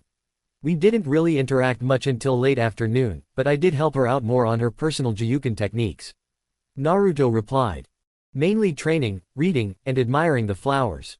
Aside from eating, and he's a great cook by the way, we only spent training on the Juyuken together. He made it a note to relax every now and then, and that's why I was admiring the flowers in the area. That was her reply. Damn it, these two are either telling the truth, and lying so expertly that even I can't tell the difference. Hiyashi's mind was forced to accept what they said as the truth, nodded, and he walked off. Hinata, that was some class of truth-bending. Naruto said in his mind. And to think that he wasn't able to tell the difference. I know, right, it just goes to show you, impossible is nothing but a word. Hey, Kyubi, I have a question. What? Why did you think this was a useful skill? Hinata asked. For the life of a ninja, there is little room for error, and as such, you'd need to be able to tell the truth to someone, and answer their question, without giving away the big details. You did that without any help on our part. You haven't completely mastered it, but you're obviously good. Thanks, I guess, Hinata replied. I told him I'd help him, and since he's helping you, I might as well help where I can. Am I right? Agreed. You know, Kyubi, there is something else you can do for her. Naruto said. Naruto, that is not going to happen and you know it. Not unless she is already married to you. What are you talking about? It's something that I'm wholeheartedly against, as there is a side effect that no one in this god-forsaken village would accept the moment they found out about it. We've got Naruto on the council's shit list. We don't need you there as well. How bad could it be? I mean, if I turned into a Hanyu, or a demon, I wouldn't mind. I know you wouldn't. So do I, but there is a massive problem with this particular course of action regarding the idiotic civilians. I can allow you to summon Kitsune once your reserves are higher, as I intend on letting Naruto do the same later on. As much as this village hates foxes due to me, you two can help change this. Since I am sealed like I am, only Naruto can summon me, and this is not through the contract. It requires a different chain, for one. Another reason is because, though I am a Kitsune, I hold the title of Biju, and as such am a guardian. Naruto and Hinata found themselves in a graveyard, though Naruto didn't recognize this one. It was sparsely placed. Okay, is it just me or did we find our way into a new or unused graveyard while talking? No, I'm pretty sure we did. They looked around and found a pair of graves that Naruto walked up to. These are my parents' graves. This is not where they are buried though. You father I can understand, but your mother is one I wouldn't. She held no symbol of extreme power since Whirlpool was destroyed, so I would expect she would be here. Her body, or ashes, are not in the area. Naruto was silent, as was Hinata. They both stared at the gravestones. Someone's coming. Naruto and Hinata were instantly on alert, but relaxed when they saw it was the Hokage. Gigi, what are you doing here? Stumble across your parents' gravestones? Sarutobi asked. Naruto nodded. He turned his head. I don't think my mother is buried here. Sarutobi paled.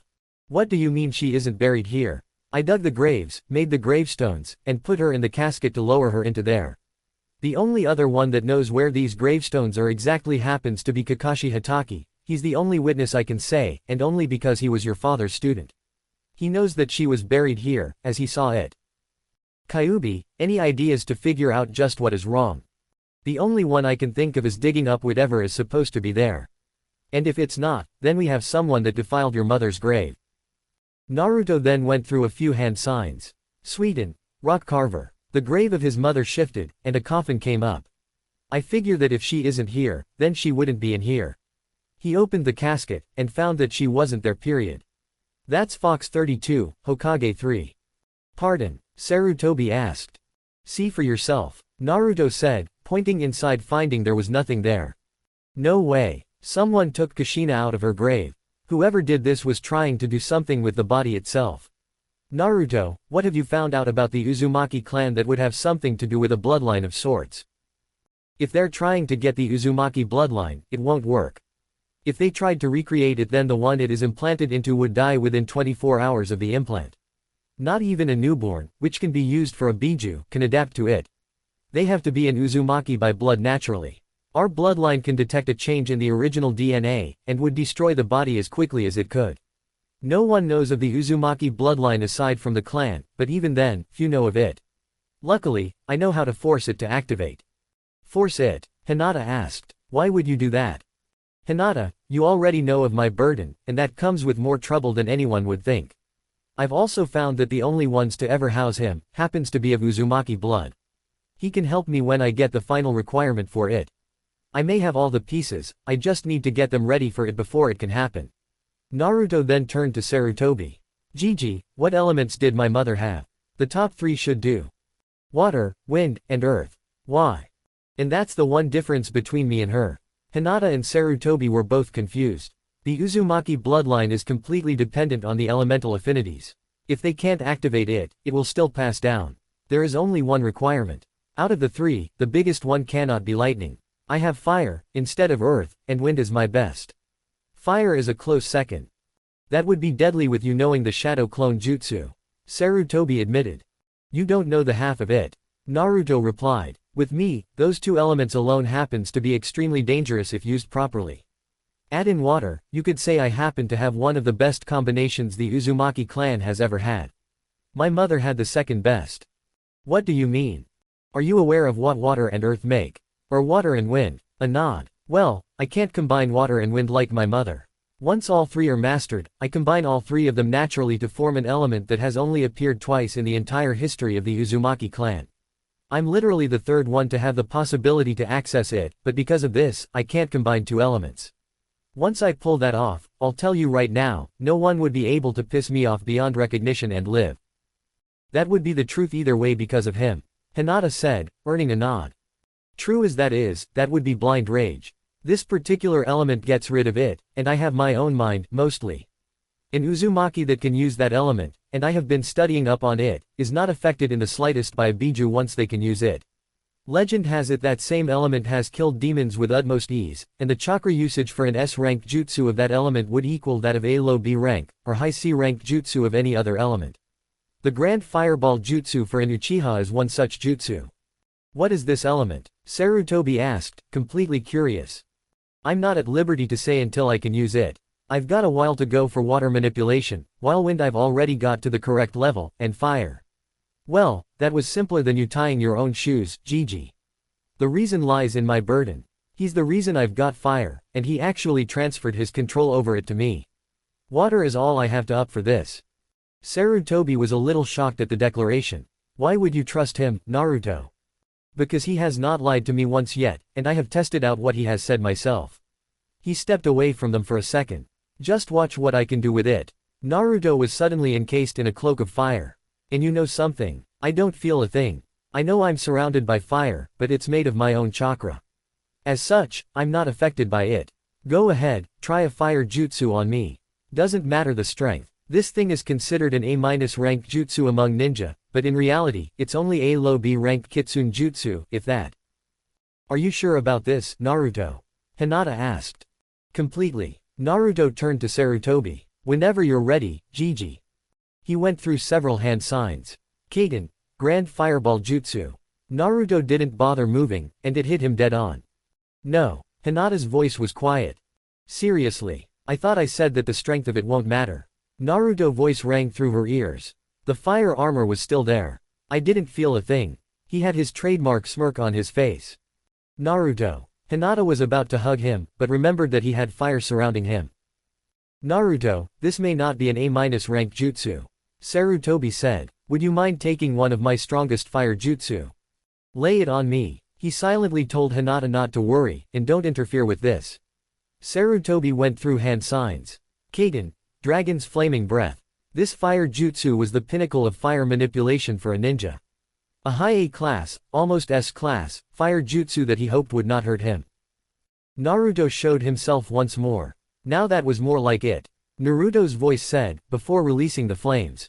I have to admit, that was pretty powerful. I could feel the chakra itself, but no heat.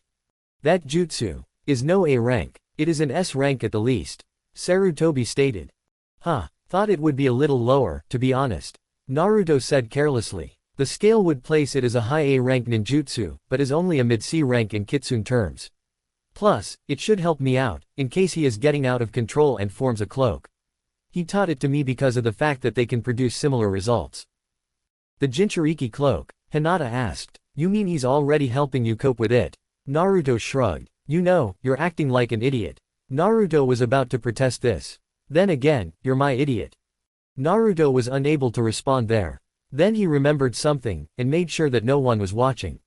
Finding no one for at least half a mile, and no active Byakugan, Naruto nodded at something. Gigi, I found the documents you wanted. They're at the house right now, where I know they'll be safe. Remember, I want them by the day after team placements. Sarutobi said, earning a nod. Naruto then looked at Hinata, sent her a message mentally, and then ran off. Okay, when did you manage to communicate with just a look? Who said it was only a look? Hinata asked, before walking off. Sarutobi instantly caught the innuendo, and inwardly smirked. The two are obviously close enough for him to want to share his thoughts with her. Those two are going to go far someday. He looked off into the distance. I wonder when Jiraiya will finish his next book. A few days later. Naruto and Hinata found themselves in a classroom with the other graduates of their class. They sat next to each other, earplugs in, while they watched the rest of the girls fawn over Sasuke. I don't know why I ever fell for Sakura. She's too much of an idiot. Naruto said mentally. Tell me about it. Hey, I got a pretty insane idea. Hinata replied. I'm listening. Hinata told him the plans she came up with. Alright, that is just downright devious. Still, you know I wouldn't like it if you did that. That's the point of it all. I know that you'd want to kick his ass, and they would all want to kick my ass for it. Hinata replied. I'll be watching. Remember, make it look like he did it, and that would screw over their minds eternally. Hinata then got in front of Sasuke, a frown on her face. You know, Uchiha, you're not the best as everyone thinks you are. It's too bad you're too much of a narrow-minded fuck that would never see his own flaws to improve. At least I could correct my flaws. You don't even try to. Get lost, you bye. Sasuke was cut off when someone bumped against her back, causing her lips to fall on his, making everyone watching stare in wonder. Hinata immediately pulled away and slapped him. You did that on purpose. What? No, I didn't. Sasuke's face showed some emotion, mainly denial. You lie. Hinata yelled at him. The fangirls were glaring daggers at Hinata, when they suddenly felt an extremely large killing intent catching everyone's attention. Everyone turned their head to Naruto. Sasuke Uchiha. The voice was not the loud, overconfident, and stupid one of the Naruto they knew. No, this was the voice of someone who had just read a death warrant for someone they wanted to kill. Sasuke was pissing himself in fear. What is going on here? Hinata, instead, was talking with the Kyuubi. Alright, what are you doing, Kyuubi? I have nothing to do with this. It's all him. At least I know it's mainly a scare tactic. If it were true rage, it wouldn't be words that came from mouths. It would be blood. No one kisses my girl but me. His voice was deadly serious. Emphasis on deadly. The Sasuke fangirls were backing away from him, his aura of death visible. Sakura was the first one to find the wording, and noticed that he was talking about Hinata. Don't talk to Sasuke like that. Naruto's glare landed on her, and she shut up quickly. Anyone who lays a finger on her beautiful head, will lose theirs. Sasuke was completely afraid, but nodded. After falling out of his chair, he turned to Hinata, and they both clasped hands, making Naruto's pissy mood vanish instantly. The both vanished and ended up in the corner. Apparently they were meditating the entire time. What you saw may have only been a genjutsu, but that threat was entirely real. Naruto said, without opening his eyes. I really will behead you if you touch one hair on her beautiful head. His voice showed no malice, hatred, or emotions in general. Remember that. If you don't, you will regret it. His tone of voice didn't shift at all. Iruka walked in at that point, knowing that Naruto's recent escapade was finished. Alright class, settle down. Apparently, the effects of the little situation allowed Iruka to get their attention quickly. You are now genin of this village, and as such, are now considered adults. He went on his long-winded speech, that few truly paid attention to. After a pause, he continued. Alright, now for the teams. Team 1. Teams 1 to 6 didn't get any noticeable marks in Naruto's mind. Team 7 will consist of Naruto Uzumaki, Hinata Hyuga, they both smiled at this. And Sasuke Uchiha. They all looked at each other. Naruto, as one could see, was not exactly ecstatic, but he was happy that Hinata was there. He was also quite happy that he already knew who his sensei was. He tuned out the rest of the team announcements as they meant little to him now. When he called out the last team, he paused. Once again, congratulations on graduating. Your Junin sensei will be here shortly. Junin were coming in one after another, except for two that seemed to be dating to Naruto. Hinata recognized one of them as Kurenai Yuahi. Naruto got out a deck of cards, and challenged Sasuke to a few rounds of poker. Hinata decided to join in, not knowing what she was doing. Once everyone else was gone, Team 7 and Iruka were basically playing Texas Hold'em style poker. Naruto was winning every hand except for one, which Hinata won. How do you keep winning, Naruto? Iruka asked, clearly impressed. You're not stacking, are you? Sometimes, I wonder that myself. He confused the others. It's not just poker, but any game that relies on gambling, from slots, to cards, even roulette. For some reason, I easily win without trying. I guess you could say I have the devil's luck. That would explain it, Hinata said. The question is, where did you get the devil's luck? I can think of two places, but I can't really mention either of them without breaking any laws. I had the same thought, but honestly, I don't really care. I even left town once and found out that I'm a natural gambler. Added onto my family's account, and no one noticed. Naruto shrugged. What family? You're an orphan. Sasuke's voice held less malice. My parents may be dead, and I may not have any siblings, but I do have family. Like you, my family is dead, though not once have I gotten to know anything about them in person. I know that my father is by far the most noble man this village has ever seen, and my mother. Out of everyone you don't want to piss off, she's in the top 3. Any Uzumaki are up there, and I currently beat her and the other ones out, mainly because I'm alive, and they are not. At one point or another, we all had the same burden. Anyone with a similar burden are people you don't want to piss off. And for good reason, Naruto said. Sasuke looked at him in surprise. What kind of burden would make that true? I could tell you, but right now, you'd only get so high-strung on it, you'd think it should belong to you. For now, all you need to know is that it gives me close to godlike chakra reserves, extreme healing levels that would leave scars on anyone, and a second opinion on some matters. Everyone with this burden at least gets the chakra boost. Healing is a maybe, and the second opinion. That's just a side effect of getting along with the burden. Naruto said. However, anyone with this burden, especially in Uzumaki, that is pissed off, don't make them turn it on you. While some show a bit of mercy, most wouldn't due to harsh lives that no one should live. Some kind of bloodline. Uzumaki temper. You could say that. The others. No. It requires a special condition, one that few, if any, would have by choice. Some become mentally insane because of it. Most notable records are in Sunagaku for that, though there are some in Kurigakure.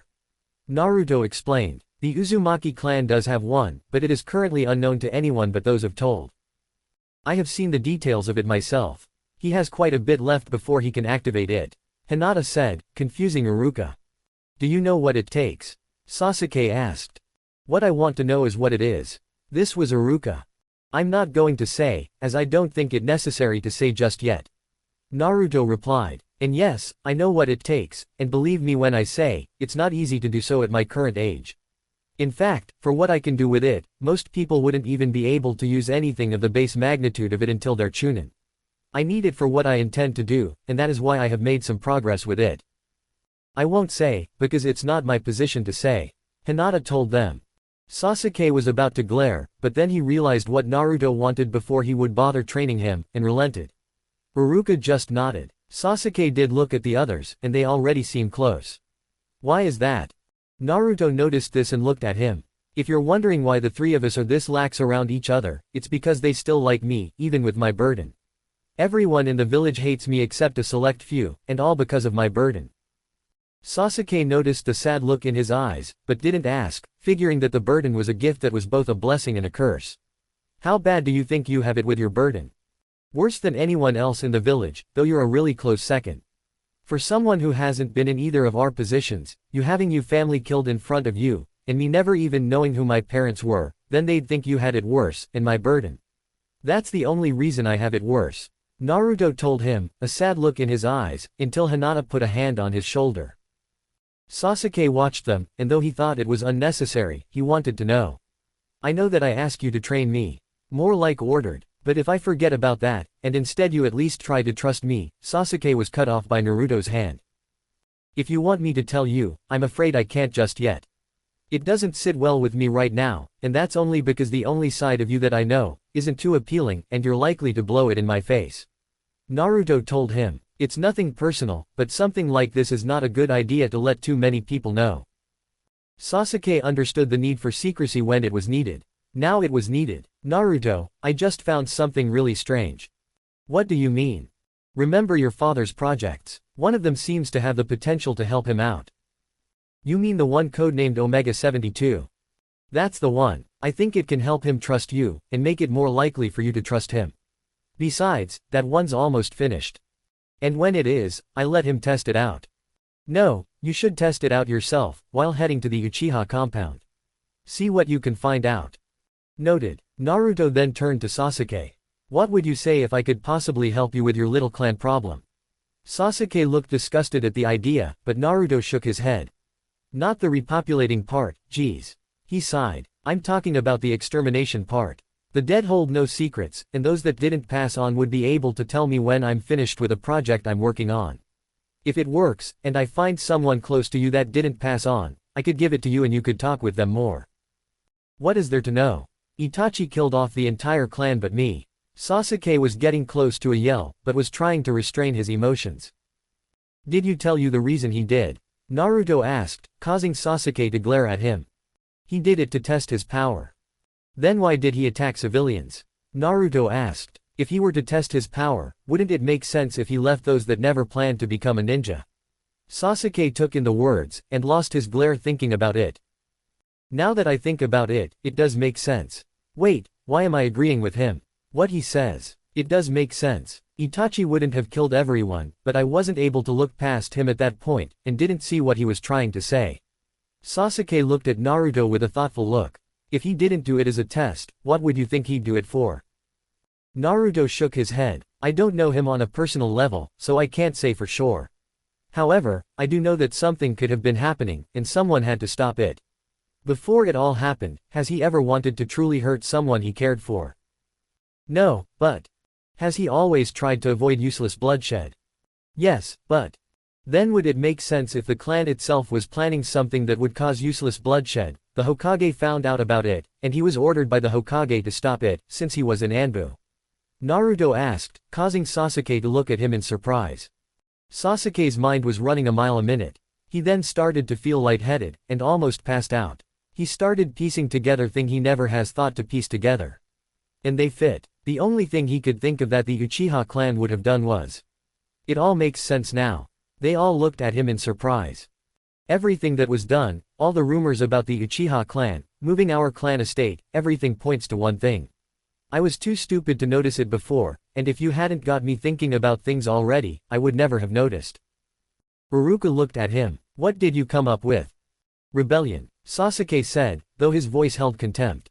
If that's really what they were going to do, and Itachi was to stop it, he left me alive so I can kill him. That way he can be defeated by someone of Uchiha blood, and I can make things right. First we have to find out if that was truly the cause of it. Is there anyone else in your clan that you know would not like it if a rebellion broke out? Yeah, my mother. Sasuke said, sadness in his eyes, but not his voice. What's her name? As I'd still have to test it out, and finding her would be a good start. Makoto. Makoto Uchiha. Sasuke said, trying not to show emotion. Then when it's done, I'll be heading to the Uchiha estate, and see if her spirit is still around. If it is, I can ask her what truly happened, and then hand the device over to you, so you can still talk to her until her regrets are dissolved. Naruto said. Sasuke nodded in agreement. They went back to playing cards, Sasuke bearing a small smile on his face. Naruto's the only one who noticed, but didn't call him on it. It was about an hour later that someone opened the door to find them still playing poker. Looks like someone realized I was going to be late. Naruto just nodded, without turning to him. Kakashi, I'm glad you're our sensei. It helps us both. No bell test, though. We've already been trying to build some kind of relation to each other, and all three of us are alone for one reason or another. Sasuke and Hinata nodded. Iruka looked at them. I saw what they've been doing, and it seems like Sasuke was warming up to them. But your tardiness probably screwed that up. Actually, I figured he was going to be late, so that's why I brought the cards in the first place. Naruto said, making Sasuke shrug, and Hinata shake her head. Alright, since I'm not a big fan of classrooms, meet me on the roof in 5 minutes. If you're 1 second late for this, I'm putting a picture of you without that mask all around Konohagakure, and in the most seen spots for locals and foreigners. Naruto said. You don't have such a picture. Kakashi said. I didn't take it. Naruto admitted. Your sensei did, and I found it. No, he didn't. I would have known. We'll see. Naruto turned to his teammates. Come on guys. Let's go. Naruto was surrounded by a spiral of flames and disappeared. Hinata and Sasuke looked at each other and shrugged. They both left. Iruka looked at Kakashi. Naruto has had a tough life. If he didn't find his inheritance by accident, he would probably still be an idiot. I'm actually glad he found my sensei's home. Kakashi said. I wouldn't test Naruto, if I were you, though. When he says things like that, it's obvious he's either up to something, or he's serious. Not even I can tell. Iruka told him. Roof. Kakashi was 3 seconds late, and noticed that Naruto had dispelled a shadow clone. 3 seconds late, dickhead. Kakashi narrowed his visible eye. What was that? It's a fitting nickname, since you have a tattoo of a dick put on your right cheek, am I right? Naruto said, while Kakashi visibly paled. You. Kakashi couldn't even form a sentence. By the way, what I want to know is, why would Rin give you something like that? Kakashi looked down. He wasn't kidding when he said he knew of it. But how did he know that Rin is the one that gave it to me in the first place? He then looked back up. Alright, let's go for introductions, and start missions tomorrow. I'll go first. He sighed. Kakashi Hatake, likes are already dead, dislikes are those who treat their friends like crap, hobbies. I'll have to find a new one. Somewhere in Fire Country. A man with white hair felt a shudder in his back. I feel a disturbance in the perversion force. Someone is giving up being a pervert. Back to Konohagakure. Kakashi felt a shudder. He ignored it for the time being. I don't have a dream as of right now. You're up next. He pointed to Hinata. Hinata Hyuga. Like are Naruto, foxes, and cats. Dislikes. People who can't tell the difference between a jar and the mayo. You should know what I mean by that, sensei. She paused, seeing a nod. And those that treat others like garbage just because they can't do what is expected of them due to a lack of something they don't bother to check on. Hobbies. I guess you could say hanging out at Naruto's place. Never a dull moment. My dream is to help Naruto with his dream. Naruto Uzumaki. Likes are those who don't care about my burden while knowing full well what it is, so that number is few, Hinata, and training. Dislikes are basically the same as Hinata but with the additions of rapists, perverts, and I do have a few ways to deal with them, arrogance, and ignorance. I could go on, but I'd rather spare you the details. Anyway, my hobbies are training. Did I mention I was a ramen nut? He paused. My dream. It used to be to become Hokage, but now, I just want to be the best I can possibly be, while making my parents proud, even in death. Alright, duck butt, you're up. Sasuke Uchiha, my likes and dislikes have been screwed up recently. My hobbies are none of your business, and my dream. It used to be to kill one man, but now I think I'll have to find a new one. This is really odd. None of the reports match up. Well, in Sasuke's case I don't get it. Naruto and Hinata, on the other hand, I'm not surprised. Now normally, Junin would put you through another test, but the way I see things, you probably wouldn't need it. Tomorrow we start missions. It's going to seem boring at first, so fair warning. Kakashi said. Training ground 7 at 1000. See you then. Kakashi vanished in a shunshin. Sasuke just sat there. Naruto looked at Hinata, who seemed a little distracted. Ah, Hinata. She pointed to the sky, and he saw a strange bird flying around. Naruto looked at it, and brought out what seemed to be a bracelet. He looked through it, and saw that it was on fire, but not hindered by the flames. Phoenix. Why is there a phoenix in the area?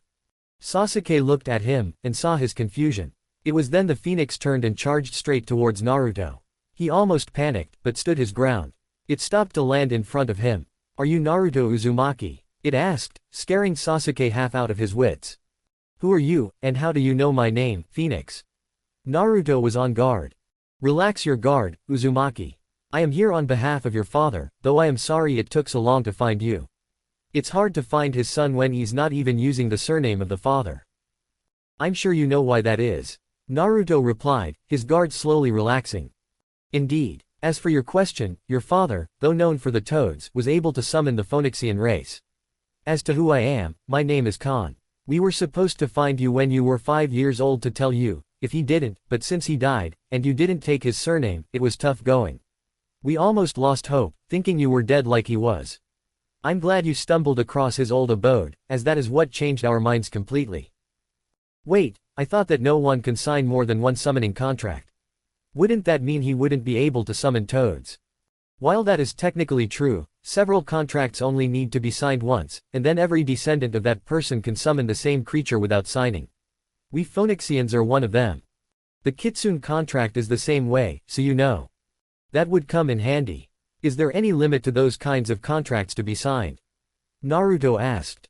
No one knows, as no one has been able to find a second one.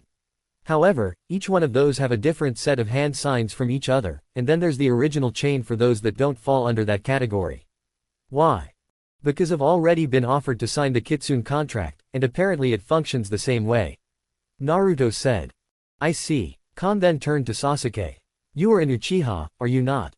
Sasuke nodded, a little afraid. Beware of your bloodline, for it is cursed. If you awaken it, ask young Naruto to summon any phoenix, and we can help remove that curse. Why is it cursed? Sasuke was suddenly curious. I would ask the Kyuubi no Kitsune that question, but alas, I don't know where he is. Naruto's eye gleamed at that. What's with the eye? I know where he is. Naruto said, a smirk on his face. It's dead. Sasuke said. The only place it would be is hell. A Biju can't be killed, Sasuke. Naruto replied. Besides, if he were truly dead, all Uchiha would have gone blind when he died. He's right, Uchiha. The Kyuubi no Kitsune is still alive somewhere. And just where is he, anyway? No one has heard from him in years. Naruto sighed. My gut. Sasuke raised an eyebrow, while the phoenix gasped. Why is he there? The Yondaime had to seal him into something, since he couldn't kill him, and sealed him into me the day I was born. Naruto admitted, though not very happy about it. Khan was silent. Then he spoke. If you find a dead fox, any kind will do, you can transfer his essence to the new body, allowing it to roam on his own, but he will still be tied to you, especially if he used the seal I think he would. Reaper Death's Seal. Naruto nodded at that. Sasuke looked at Khan. Khan, is it possible for me to sign the Phoenix contract? Why would you want to do that? I feel like I need something to help out, and if this can get me closer to Naruto, then I'd gladly take it. His past was rough, so was mine. I'd like at least one more thing in common with him. If this is how I can do so, then I'll do it without hesitation. Khan was silent, analyzing Sasuke. Why do you want to be closer to him? He has experienced pain, more than I have, and for that, he needs someone to work with him. Hinata may be there, but if I'm right about this, he'll need more than just her by his side. As someone who knows pain and loneliness, I believe it would benefit us both. Sasuke said. At least, that's how I'm looking at it. Khan shook his head. You are truly something else, Uchiha. There wasn't a single lie in that. Tell you what, I'll let one of the Phoenixian allies know about you. Pass their test, and then you can sign with them. You don't go to them, they will come to you. And if I fail, then you are basically screwed in that department. It's do or die with us, and only one who wishes for the ability to summon us after they are born would have to take the test, at the discretion of the summon itself.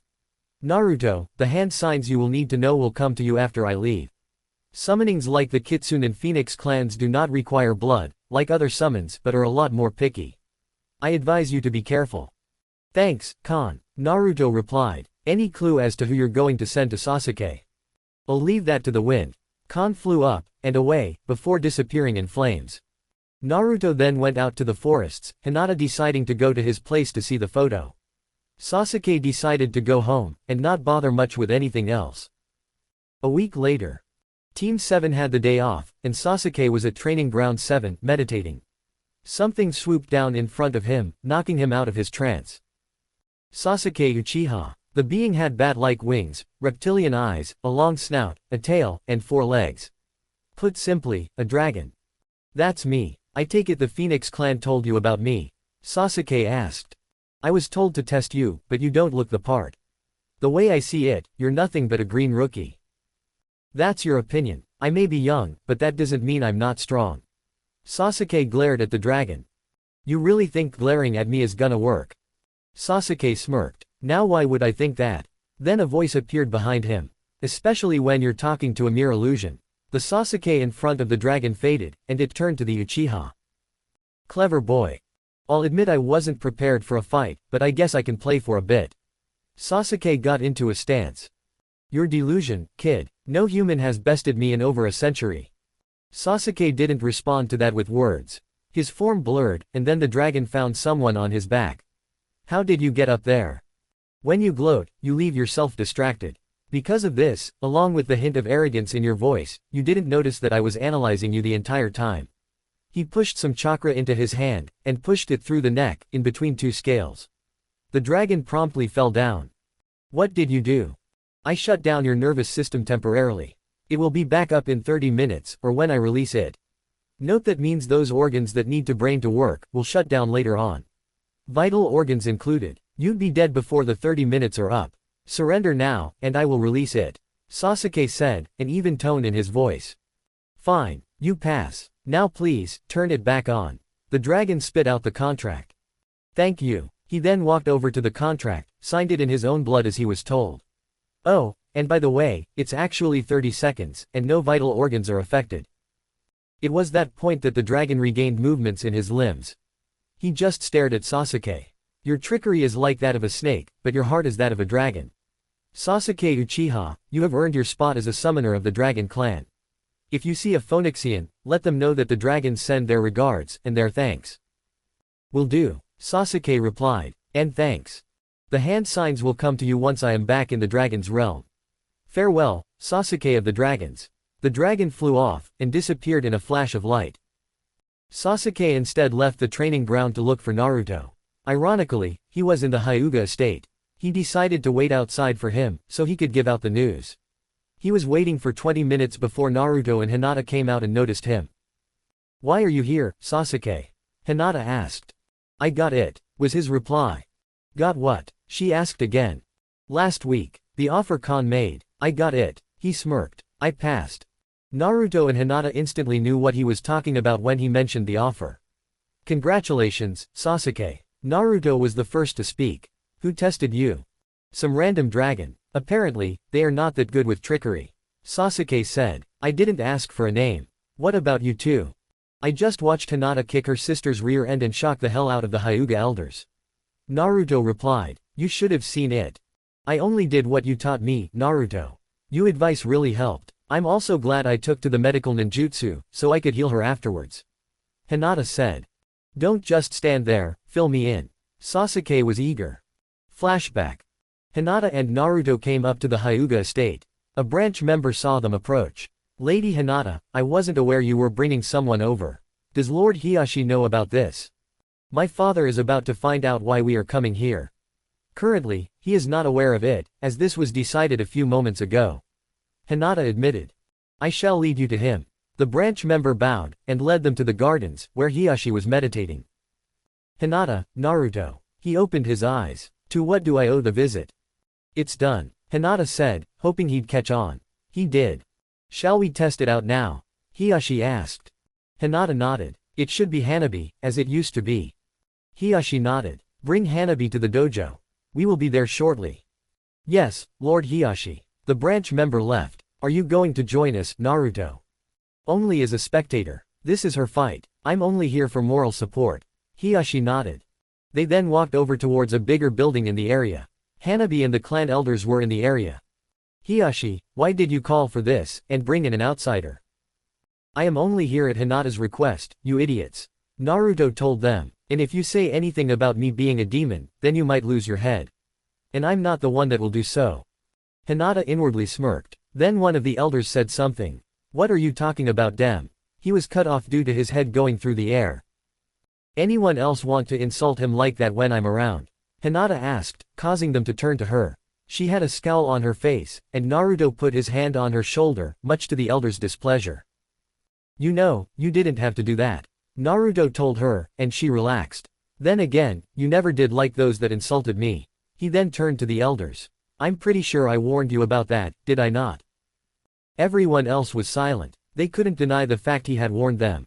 The poor guy didn't listen, and paid the price. Hinata and Hanabi went towards the center of the dojo, while Naruto, Hiyashi, and the remaining elders sat down in the stands. Naruto watched the two intently. I'd pay close attention if I were you, he said to the elders. What Hinata is going to do is something that only she can do, even among the Hyuga clan. And you'll also see why she hardly progressed under your wing. One of the elders looked at him. What are you talking about, boy? The man asked. There's a reason for everything. Finding that reason can be more trouble than it's worth, but there are times when the reason is worth the trouble. Naruto told him. Pay close attention to the differences between the two. You'll see what I mean. Hanabi went for an offensive strike, that Hinata was never able to stop. Hinata twirled out of the way, and hit Hanabi's arm 4 times, before resuming her Jiyuken stance. Her Byakugan wasn't even activated. So, you have gotten better at the Jiyuken. How did you pull it off? Hanabi asked. You shut down 4 Tenketsu. Hinata looked at her. And if you didn't notice, I have yet to activate the Byakugan. This shocked everyone watching, but Naruto, who Hiyashi found was smiling. You're bluffing, Hanabi said. You'll never know, will you? Hinata retorted. Hinata then went on the offensive, and launched a few strikes at Hanabi, shutting down even more Tenketsu, but this time, Hanabi could confirm it. Hinata still didn't have the Byakugan active. How are you doing this? Your Byakugan isn't active, and you're still shutting down my Tenketsu. Hiyashi just stared at Naruto, whose smile just widened. Hinata and I found something strange when it came to the human body, and the chakra network. I may not be able to see the chakra network myself, but Hinata can. You see, we found that the chakra network actually has a static position, but sometimes, it's not always in that position. It all depends on the biggest chakra element the user has. An earth main has its chakra system rarely move, if ever. It will simply expand as the body does. A water main can manipulate their water chakra to move their own chakra system, but only if they are proficient enough with it. Hanabi is an earth main, I'd wager, while Hinata is a water main. That doesn't explain how she's doing so. Hiyashi replied. I'm getting there, actually. Naruto said. Hinata's a water main, but the extent of it is far beyond my own for wind. And I'm a wind main, with a near-god-like affinity for wind. She learned to manipulate the water from a distance, and force my Tenketsu into a position that she can close it as she's striking. She doesn't need to use the Byakugan for the Tenketsu, because she's been manipulating Hanabi's Tenketsu as she's striking. Hinata then twirled away from Hanabi's strikes. And the dancing? An elder asked. Part of her style. Naruto watched the fight. You see, since Hinata is a water main, with wind as the second best, she could never use the same style of Jiyuken as Hanabi is using.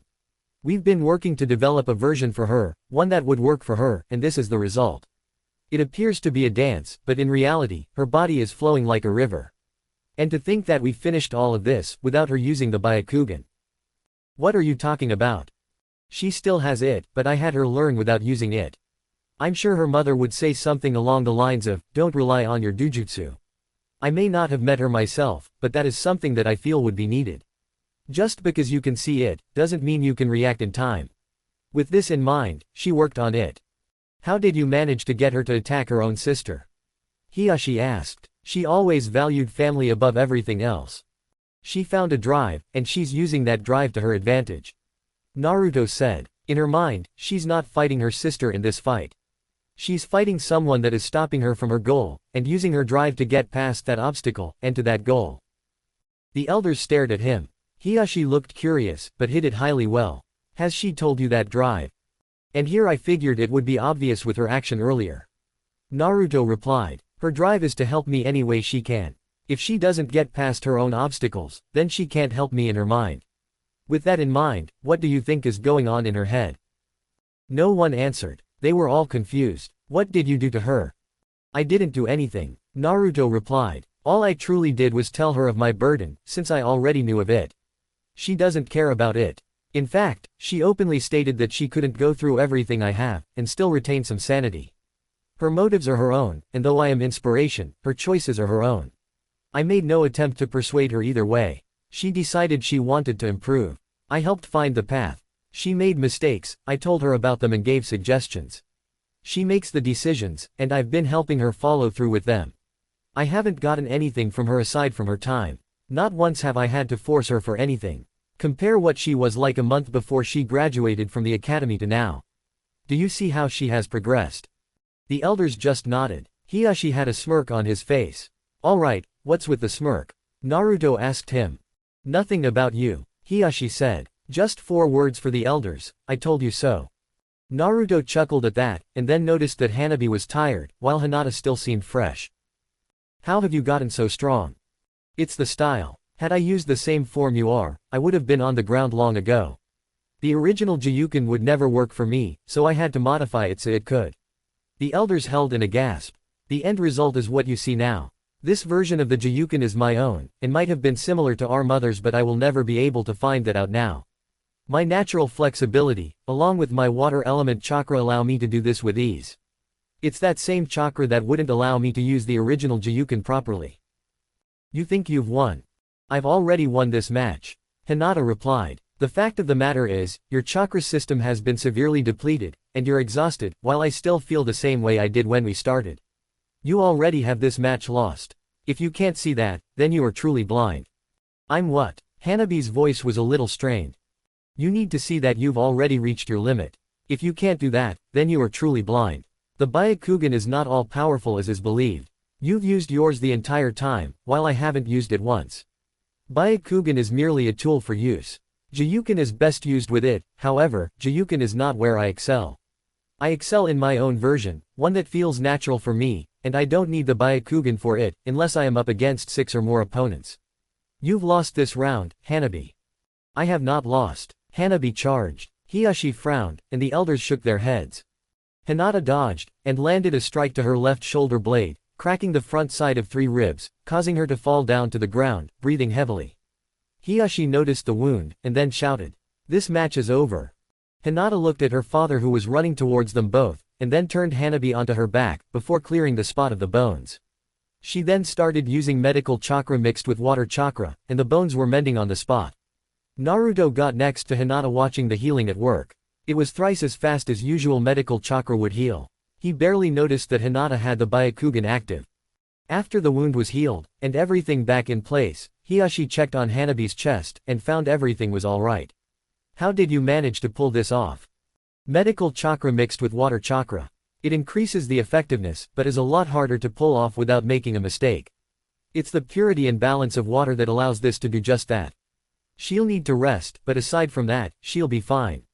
Hinata explained, before wiping her forehead of some sweat. I almost killed her. You didn't, and that's all that matters now. Naruto said, grabbing her shoulder lightly. Not quite, an elder said. They both turned to the elders. How is it that you were able to help her without anyone else noticing? How did you learn anything about the Jiyuken? One question at a time, please. Naruto told them. First off, the location can only be reached by a select few. In fact, there are only 4 people, including myself, that are alive and can get there. To anyone else that tries to follow, all they'd see is a forest, and they wouldn't be allowed in. As for the second question, that is because where I have been training her, there is a complete list of history, chakra theory and development, seals, jutsu, anything that could be useful information-wise. The history goes back almost 400 years, up until a few days before the Kyuubi attack. The Jiyuken is normally an earth-based taijutsu style, unless I'm mistaken. Hiyashi nodded, while the elders were surprised. Because of this, and water being her main element, learning the Jiyuken the same way you do would only cause more problems than progress. Learn the deficiencies in what you can do, and don't be so arrogant to think there are none, and adjust to what works for the individual. She used more chakra to heal Hanabi than to take her down. About 5 times as much, to be exact. Why have we never heard of such a place? Another elder asked. You probably have. I know Hiyashi has. He already knew that she was working on making the Jiyuken work for her, but he didn't know how. There would be no way for him to get there, as they have to have either Namikaze or Uzumaki blood, or be one of the exceptions. Hinata is one such exception, because I actually trust her. Not even the Hokage himself can get in there due to the barrier surrounding it. Hiyashi nodded. It is the Yondaimi's house. The one he used to get away from everything. If I may ask, who are the other two exceptions? Jiraiya of the Sannin, and Kakashi Hatake. Sensei and sole surviving student of the Yondaime himself. Naruto said. I made the exception for Hinata, because I actually trust her. And as I said before, she doesn't care about my burden. And you didn't include us. Another elder was practically livid. The reason I didn't include any of you is because of two things. One, I need a blood sample, as it only works for them, and not a clone. Not even a blood clone can get in like that. The other reason is because you are all too arrogant, while she is not. She knows she's not the best out there. She doesn't want to rely on her dujutsu, because one day, it might be useless, and as such, she'll need other ways of fighting. Arrogance is the leading cause of any legend's death, tied with self-sacrifice. Get your heads out of your asses, drop the arrogance, and maybe I'll make an exception. He turned to the door. No guarantees though. He walked out. He's right, you know. Hinata told them. You really do need to work on your arrogance, as that is what's holding the clan back. She ran after him. Hiyashi and the elders just stood there like statues as the two left. Flashback over. And that's what happened. Naruto finished. Sasuke was smirking at that. Anyway, Naruto, you said your main element was wind, right? Yeah, why? I was searching through the Uchiha clan scrolls, and found a lot of wind jutsu. Thought you might want to take a look. He told the blonde. Why not? He looked at Hinata, and she nodded. They were about to walk off, before a Hyuga came up to them. Lady Hinata, you have been summoned in front of the elders. I've seen more than enough of them today. She replied. Can't it wait? I'm not sure it can, they were frantic. The man said. I have never seen them get this flustered over something. Then when I'm done with what I have to do, I'll come back, and then we'll talk. And if it has anything to do with the caged bird seal, tell them I said shove it. I've already got a suitable replacement, without the danger or the slave piece. Sasuke Uchiha has it as well to protect his bloodline. Hinata told him. Naruto then tensed up a bit, but no one noticed. Sasuke, I have to get something from my place. I'll head over there when I get it.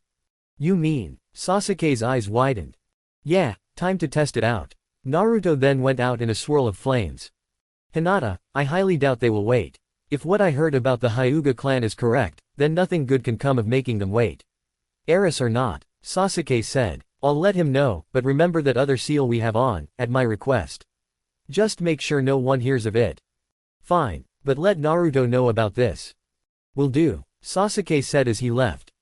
Hinata was in the Hyuga estate, in front of the elders. What do you want? Listen girl, one of the elders said, before he was silenced by another. Hinata Hyuga, you have gone outside the clan for help on our sacred taijutsu. The Jiyuken is too rigid. It doesn't allow for any adaptation unless extensive work is done, and the form itself is altered. Hinata told them. We have seen that, one of the oldest elders said.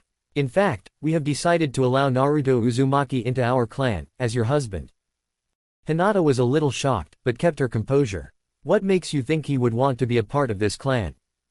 He has no clan to note, besides that Uzumaki clan, apparently. But they have all died out. An elder said. That's where you're wrong. Hinata said. He is the heir of two clans. Both of which, have been recorded as eradicated. His mother was the heir of the Uzumaki clan before Whirlpool Country was razed to the ground. If you take his looks, put it like he would at age 22, and got rid of the whisker marks, you have his father, who was the heir of his clan. No one knows who his father is due to a law that the Hokage himself passed, but I know due to the fact I've trained at his cottage. I've seen what he has inherited from his parents. The proof of parentage is there as well. Even managed to find his birth certificate there. The elders widened their eyes. We need him to be a part of our clan. No, he's going to be running his own clan once he meets the requirements. The Byakugan may or may not pass down through my children, but even when I die, it will not get out. We have both made sure of that. Hinata told them. He has no desire to join the Hyuga clan, but may wish to have an agreement. You'd need him for that, as I will not speak on those kinds of matters. There is little to no way you could trick him into doing something he doesn't want to, as he always has his guard up. I believe you know why, and I already do. And why should we believe this? How many of you knew his father on a personal level? I'm not talking about the way he was in the office, but at home. Only 3 raised their hands, Hiyashi included. Do you think he'd ever have someone else give up their child for something that he himself wouldn't do for his own? At this, they all thought about it and shook their heads. Then wouldn't it make sense if Naruto were his son, who happened to be born not even 2 hours before the attack, and he sealed the fox into him? They all nodded. There is another thing about this that worries me.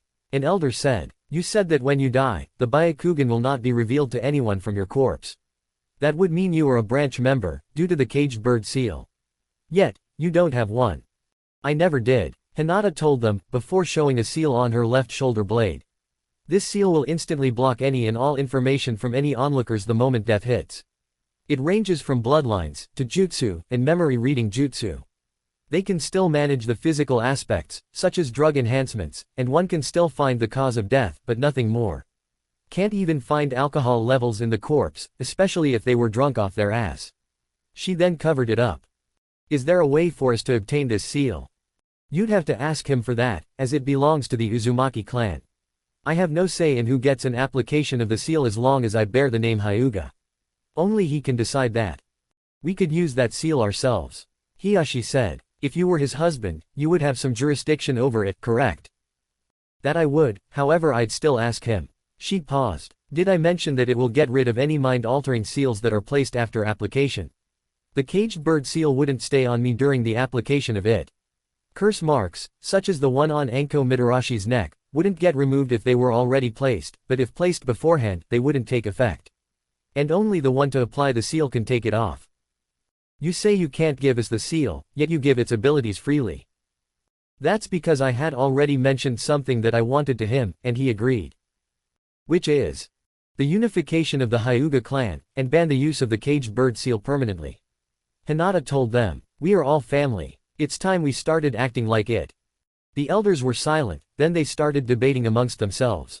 Once done, they turned to her. One of the elders spoke first, and surprised her with his words. How would you like a marriage contract, and in return we gain the seal to replace the caged bird seal? You would have to ask him that. I'm all for it, but no discrimination with it. All Hyuga clan members get it, regardless of status. Acceptance is for both parties, so you will need his approval as well. Hinata told them. Hiyashi then had a devilish smirk on his face. I guess it's time for what was going on between myself and his father while both your mother and his mother were pregnant. This caught everyone in the room off guard. Aside from the seal, which can be added to it, you have just given the entire proposal. It would work only if you both agree to it, and if not there would still be an alliance between his clan and ours. It has yet to be terminated, and the contract is still valid until you turn 17 years of age, or one of you declines. I'd let him know about it, but not let the village council know until a formal announcement of his heritage from the Hokage is given. The law says no one can talk about his parents, or even tell him. Well, he read about it, and I saw the birth certificate. They all nodded, understanding the situation. Hiyashi actually had a smile on his face. Hinata Hyuga, you are dismissed. Let him know what we have proposed as soon as you can. Hinata nodded and walked out. Uchiha Estate. Naruto had just entered, and found that Hinata was not there. Sasuke was, though. Glad you could make it. Sasuke said. Hinata was called by her clan's council. Can't say things will end well for either her or those elders. Did she say she's had enough of those stuck-up bastards? Naruto asked. After he nodded, Naruto then got out a pair of strangely colored glasses. The lenses were a navy blue tint, and there was the Uzumaki insignia on it. It would be easiest to head to the spot where she died, to see if her soul lingers in that area. They both walked up to a door. This is the room. They went in, and Naruto put on the glasses, and was shocked. In front of him there were two somewhat pale figures. Two of them. The figures turned to him. One looked like Sasuke might in his 30s or something. The other looked like a female version of the first, later 20s, early 30s. Naruto walked up to the female. I take it you're Makoto Uchiha. The female turned to him, and nodded. Wow, I didn't think they'd work. Makoto tried to form words, but Naruto couldn't understand them. Well, this stinks. Sasuke looked at him. What? I can see them, but I can't understand their speech. I'm gonna have to work on that. Naruto said, earning a look from the male in the room. Is that Sasuke's father? Makoto nodded at that. Figures. And Sasuke can't find out from anyone what was truly going on before the massacre. I was hoping to ask you, to be honest. Naruto then remembered something. Guess the Omega 73 would come in handy after all. Glad I was also working on that one. At this rate, it should be done in a few days. And then I can talk to my parents. Sasuke said. Makoto shook her head. Makoto, you know he'd want someone to talk to. Someone who he actually cares about. She nodded. It isn't because you don't want to talk to him, is it? She shook her head. Well, damn, this is getting complicated. It would be a lot easier to finish with the other one before going any further. Anyway, I already know who my father is, and that you were a friend of my mother. He then turned to Fugaku. Fugaku Uchiha, I believe there is something you should know. About 80 years ago, 20 years after the supposed death of Madara Uchiha, the Sharingan was cursed. Anyone who bared it would think revenge is all that mattered, and the majority of them would go mad with power, thinking they are superior to everyone else. There is a reason I know this, and my tenant, which I'm sure you both know of, he paused seeing them both nod. As the one that told me in the first place, as the one who both created it, and cursed it. The ghosts were shocked, if their raised eyebrows and open mouths were any indication. Whether it was from what he said, or who told him, he wasn't sure. Then Naruto remembered something about ghosts. Naruto then made a shadow clone, and had it transform into Makoto. Makoto, why don't you try to possess the clone? Maybe you can talk to your son like that. Makoto just nodded and entered the body. She looked around with it, and even tried feeling the pieces that should have been impossible. A normal transformation is not what I use. It never was. It's more of a shapeshift than an illusion. The entire body is a shadow clone, and the pieces that I should never know about, even though I do, are real. Makoto looked at Naruto. If you want to know what that idiot of a father Fugaku was thinking, it will take a long time to explain. I've got time, Naruto replied, before Sasuke hugged the clone. Mom. Sasuke, remember this is only a clone, and I am still dead. You should thank Naruto for letting this happen, Makoto told him. Sasuke then continued to cry into her shoulder. She put a hand on his head. There, everything will be fine. Naruto was a little jealous, but he didn't act on it. He knew it was a tender moment. Sasuke then got up and dried his tears. Thanks, Naruto. I owe you big time. Think about that later. That clone would normally last about 5 hours with the chakra I put into it, but with the possession, I can't say for sure. Naruto told them, and they both nodded. It was then Hinata got into the area, and Naruto noticed. Looks like she made it. She? Makoto asked. Hinata Hyuga, the only truly nice person in the Hyuga clan. Naruto said, earning a nod. I'll get her, and then we should start. She'll need to know this. Naruto then disappeared in flames, only to reappear 20 seconds later, with Hinata there. Wow, you revived her? Hinata asked. Not revived. She's using a shadow clone of mine, so her time is limited right now. Then let's not waste any time, Makoto said, before explaining everything the clan elders were planning on doing, for an hour. Out of everyone that knew of it, only Itachi and I never wanted it to happen. Your father was a fool to think it would work, and I told him that myself. He never listened, and now we're both dead because of it. Sasuke just took in the knowledge, as did Naruto and Hinata. Naruto then turned to Fugaku, the glass is still on. I'm going to have to agree with your mother, Sasuke. Your father was a fool. Not for thinking of a coup d'etat, and I will admit some of the villagers need a wake-up call, but for letting word slip to the Hokage a month beforehand. Makoto then thought about what she'd seen happen. You're right, they probably should have done that, though for another reason, not for what he was planning. He wanted to rule the village itself. It should have been for disrespecting Minato's last wish. Then, I'd be all for it. Well, that won't be happening. I intend to prove what they think wrong. Then, and only then, will my task be complete. Sasuke, there is something else you should know. It's about Naruto's parents. Makoto, you do realize that my heritage is supposed to be an S-class secret, right? And you do realize that I'm already dead, so they can't touch me with that law. Touché, Naruto said. Still, it would be hard to believe. It's not a bloodline that I know of, and I found out a lot. I can only imagine how much information Minato had. Makoto replied. Son, his father is the 4th Hokage. They were both orphans, and a lot of people thought that he was crazy. The same applied to Naruto, as well, I'd wager. They didn't think I was crazy. They just stunted my growth at the academy, and they would have succeeded, had I not ran into my dad's old home. The one with the barrier. A nod. Why am I not surprised? What do you mean? Sasuke asked. That one had all the clan information of the Namikaze clan. Not to mention the remaining evidence of the Uzumaki clan, since it was eradicated in the last ninja war.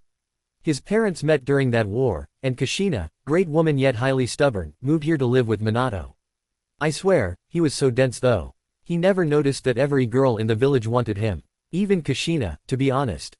And you were just as dense. Sasuke added. At least I had a reason for not noticing. Few even bothered to take care of me. The birth of our little rivalry was because I was a little jealous. Not the fangirls, no, that is something I wouldn't want, and I'm pretty sure you don't either. Naruto retorted. You got a point there. Sasuke replied. The reason I never noticed is because I've never known anyone that actually cared for me because of me. They either see me as the demon that attacked the day I was born, or just some rodent. And those are the nicer insults I've heard. The people of the village are not only corrupt, but also happen to be highly ignorant. Hinata added. Even my own clan. Speaking of which, you might get a visit from my father soon, Naruto. That seal you put on both me and Sasuke has something to do with it. Well, let's talk about that later. Naruto replied, before turning to Makoto again. You were saying. Well, I've said all I have to say about you, Naruto. Aside from the fact I wanted to adopt you myself. Fugaku was blocking every attempt I made. What can I say? Idiocy knows no bounds. Naruto replied. Neither does ignorance. Sasuke added. Mom, is there any advice you can give me for when I finally awaken my Sharingan? I figure that you'd have some kind of an idea on how to use it so I don't lose myself. Don't rely on it. You should train your body, mainly for speed and endurance. Never let your bloodline get to your head. It won't do you any good, and you're far more likely to die like that. Makoto said. And never copy one of your allies' jutsu with it unless they give permission for it. By the way, Naruto. He perked up. Have you found out about your mother's bloodline? You mean combining the elements? Yeah, I know of that one. Naruto said. She did say something about that one that didn't seem right. A certain combination of elements do that, and make the bloodline act differently. She had it written down, but she said it wasn't relevant to her. It wasn't. She was off on one element, apparently. Wind, water and fire is needed. That's exactly what I have. She had earth, not fire. That she did. Makoto replied. Have you been able to use it? No, I still need to get water up high enough. Naruto replied. Wind is easy as pie. Fire, Fox gave me his control over it, so it's far higher than it needs to be. Water is where I need to improve. Makoto nodded. I can feel the chakra running low. Sasuke, remember one thing. A name is only that. A name. It is not who you are, regardless of what others say. Don't let revenge cloud your mind. It will lead you down the same path as your father, and I don't want you to go down that road. It doesn't lead anywhere but a dead-end cliff. Told you, Naruto said. I just had to hear it from my mother. Sasuke replied. Now that I know the truth, I have a different reason to kill Itachi. To spare him from his guilt. That's my boy, Makoto said. Finish the projects as soon as you can, Naruto. I'd love to speak with my son a lot more. Will do, Naruto said, as Makoto left the clone. A few seconds later it dispelled. Okay, possession hurts like hell. Sasuke turned to him. I think it's best to leave the glasses to you, until you finish the other projects related to them. I was about to suggest the same thing. Naruto replied. Glad to see we're finally seeing eye to eye. I never thought this would happen, but now I can make things right. Sasuke said. Whatever the case, we should still play the part of rivals, but not as top of the class and dead last. But as equals. Naruto raised an eyebrow. And clan heirs, Sasuke added, before sticking out a hand. Agreed. Naruto gripped the hand. Agreed. And I'm in, as well. Hinata put a hand on theirs. Someone's got to keep the peace. They all chuckled at that. Sasuke then looked at Naruto. Alright, let's get to the clan library. It has all the jutsu the clan has copied, but could never use. Wind jutsu being most notable, as no Uchiha has been able to use them. They all let go and left the room only to head into the next building. Everything is organized by type and ninjutsu goes further to include element. He walked over to a shelf. I'm not sure which ones you know already, though it can't really be much, as you would only be working at it for a month, 2 months at most. On training that usually takes 10 years to go through. 4 for each element. Add in working on projects my father left behind, learning things I couldn't do to the teachers, and of both of my clans.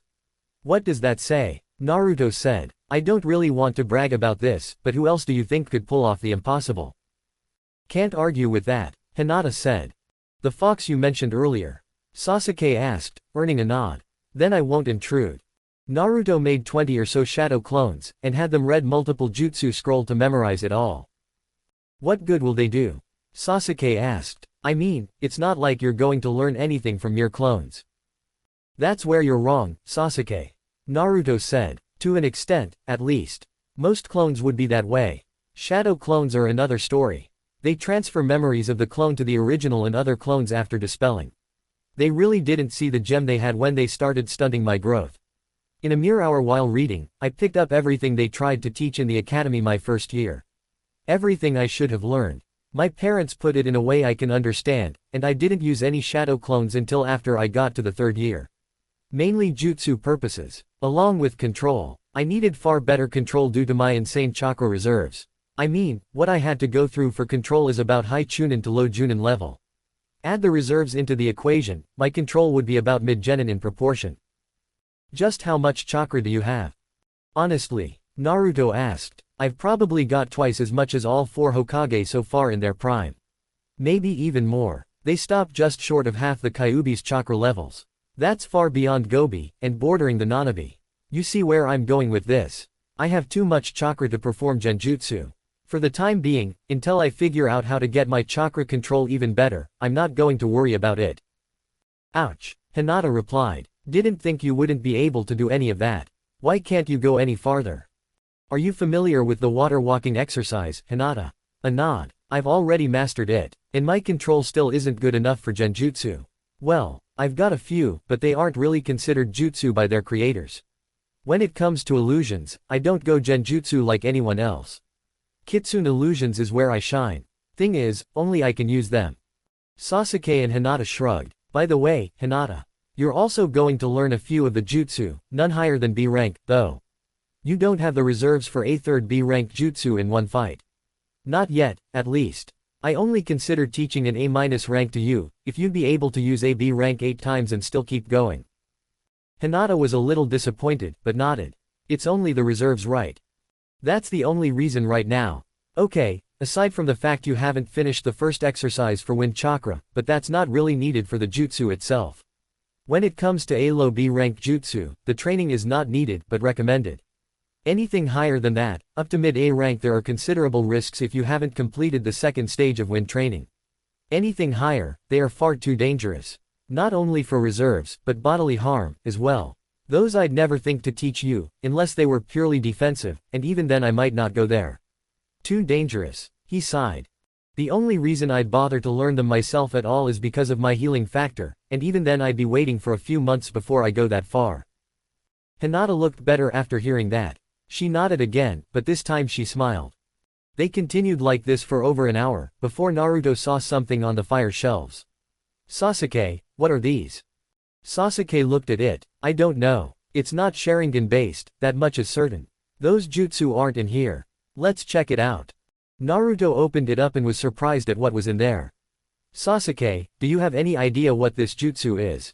He shook his head in response. This jutsu is not a regular fire jutsu, nor is it Inferno, which is a combination of fire and wind.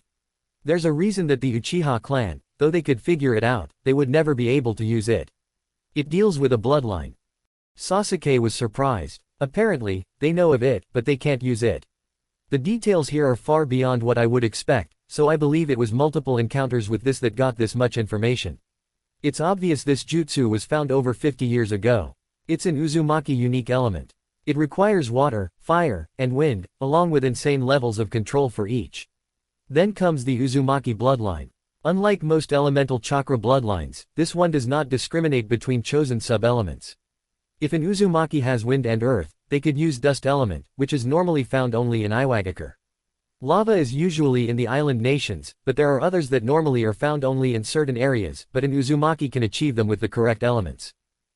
If there are more jutsu of this element, then they are rightfully yours. As such, I think you should take it with you when you leave. Sasuke replied. This also begs the question of how many others of this element are here. It's getting late, so we should probably head home. Naruto said, earning a nod from Hinata and Sasuke. It was at that moment, a Hyuga came into the area. Looks like the Hyuga clan has the same ideas. One of them just entered the compound. They all left the room, and found that a Hyuga was looking at Hinata. Lady Hinata, Lord Hiyashi has stated you should stay with Naruto Uzumaki for tonight. The elders have approved of this action, and as such, we have given some of your things to one Kakashi Hatake, to bring to the place you will be staying, and he already knows where it is. I am aware of that, but I didn't think they'd do this that quickly. Hinata admitted. Do what? Let you stay with me overnight? Naruto asked, resulting in a blush from Hinata. I honestly don't mind, because we are pretty close, and the area is safe. If you have a problem with it, Hinata, you can stay at your own house, if you want to. I won't mind either way. He then tensed up. Kakashi-sensei just arrived at the place, and most of the other projects are complete.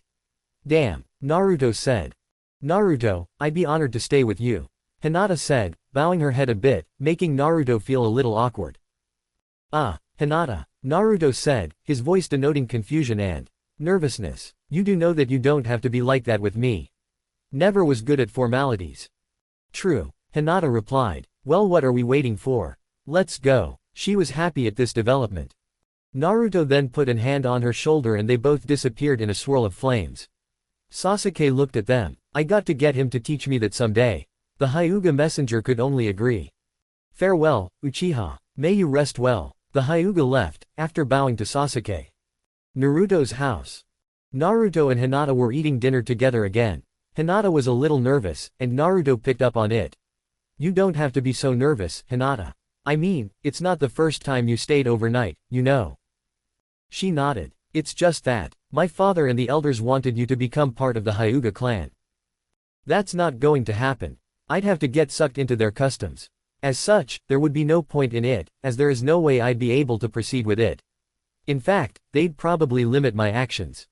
That's what I told them. You wouldn't want to be a part of the Hyuga clan, but I didn't give any specific reasons. I did show them the seal you put on all three of us. No one else will know you have one on you, as well. Okay, Sasuke might, but he knows of the Uzumaki bloodline. No one else seems to. And for good reason, Naruto said. This kind of bloodline, in conjunction with the Uchiha clan's Sharingan, would make the village that much more dangerous. You, me and Sasuke have it on us, but that's a secret of our team. Only Kakashi-sensei is supposed to know. The elders do know of it, and that I have it. My father wanted to discuss a few things for a marriage, and the seal is one of the things that the Hyuga clan can use. Hinata put up her hand. Before you say anything about me not following the rules of the seal, I told them that it is up to you whether or not to give it to them, as it's not my place to give.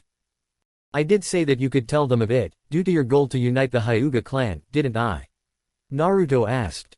Oh yeah, Hinata was relieved. Sorry, I forgot about that. Happens to all of us. Naruto admitted. Naruto, when the two of you go to bed, make sure you are sleeping together. And before you ask, no, this isn't a ploy to get you together. The Kyuubi told him. What are you talking about? What other reason could there be? It's only a theory on my end.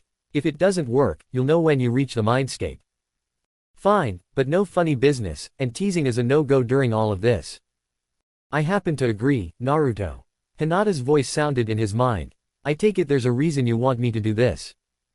Damn, I forgot we taught you how to talk telepathically. Yes, there is a reason, but I don't want to get your hopes up right now.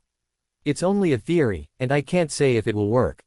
If it does, then I'll explain it then. If not, we can forget about the entire thing. Deal. Deal. They both responded simultaneously.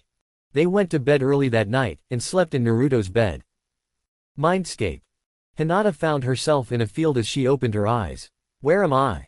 There you are, Hinata. An older-looking Naruto came up to her. There was one difference though. No whisker marks. His father. Sorry, but no, the man said, before dropping his transformation, thus revealing his whisker marks. This is my mindscape. It's kind of my own world inside my mind. Kyuubi is here as well, and wanted to talk to us about something. He didn't say what, and I can't hear his thoughts like I can yours. Just a heads up. Hinata nodded, got up, and followed him to a cave. When they got in, the cave seemed to turn into a sewer. Please tell me you don't have your mind in the gutter, Naruto. Hinata said. No, I don't. The water in here, the way I see it, is the sadness of my life. Tears I never shed. Anything along those lines work. Naruto replied. I don't like coming in here, but this is where the Kyuubi is. And you don't like it here because it makes me feel like my mind is in the gutter. I don't like that feeling, as it's not true. They found themselves in front of a gate. About time you got here. I was beginning to think it didn't work properly. A giant fox behind the gate said. What are you talking about? Naruto asked. A way to get her here. The fox replied. This will come in good handy, as I'm about to let you both sign with the kitsune. It's been a while since then, but I was the boss of the kitsune. Then I was sealed into Mito Uzumaki. My son had to take over, and for that, I'm thankful. Last I checked, he was an 8-tailed kitsune. I'm the only one that's gotten to 9 tails before I got sealed into you. You're going to let us sign? Hinata asked. I thought I wouldn't have the reserves for that for a while. Now that you're here, I can easily monitor your chakra levels. You could handle a class 2 summon. Summoning a boss is a class 5 summon. You may be able to summon a class 3, but you wouldn't be able to fight. With me in here, Naruto would easily be able to summon the boss. Naruto and Hinata nodded. A scroll appeared in front of them. This scroll is different from most. Just rub your finger to sign your name. No blood required. The reason for this is because we're in a mindscape.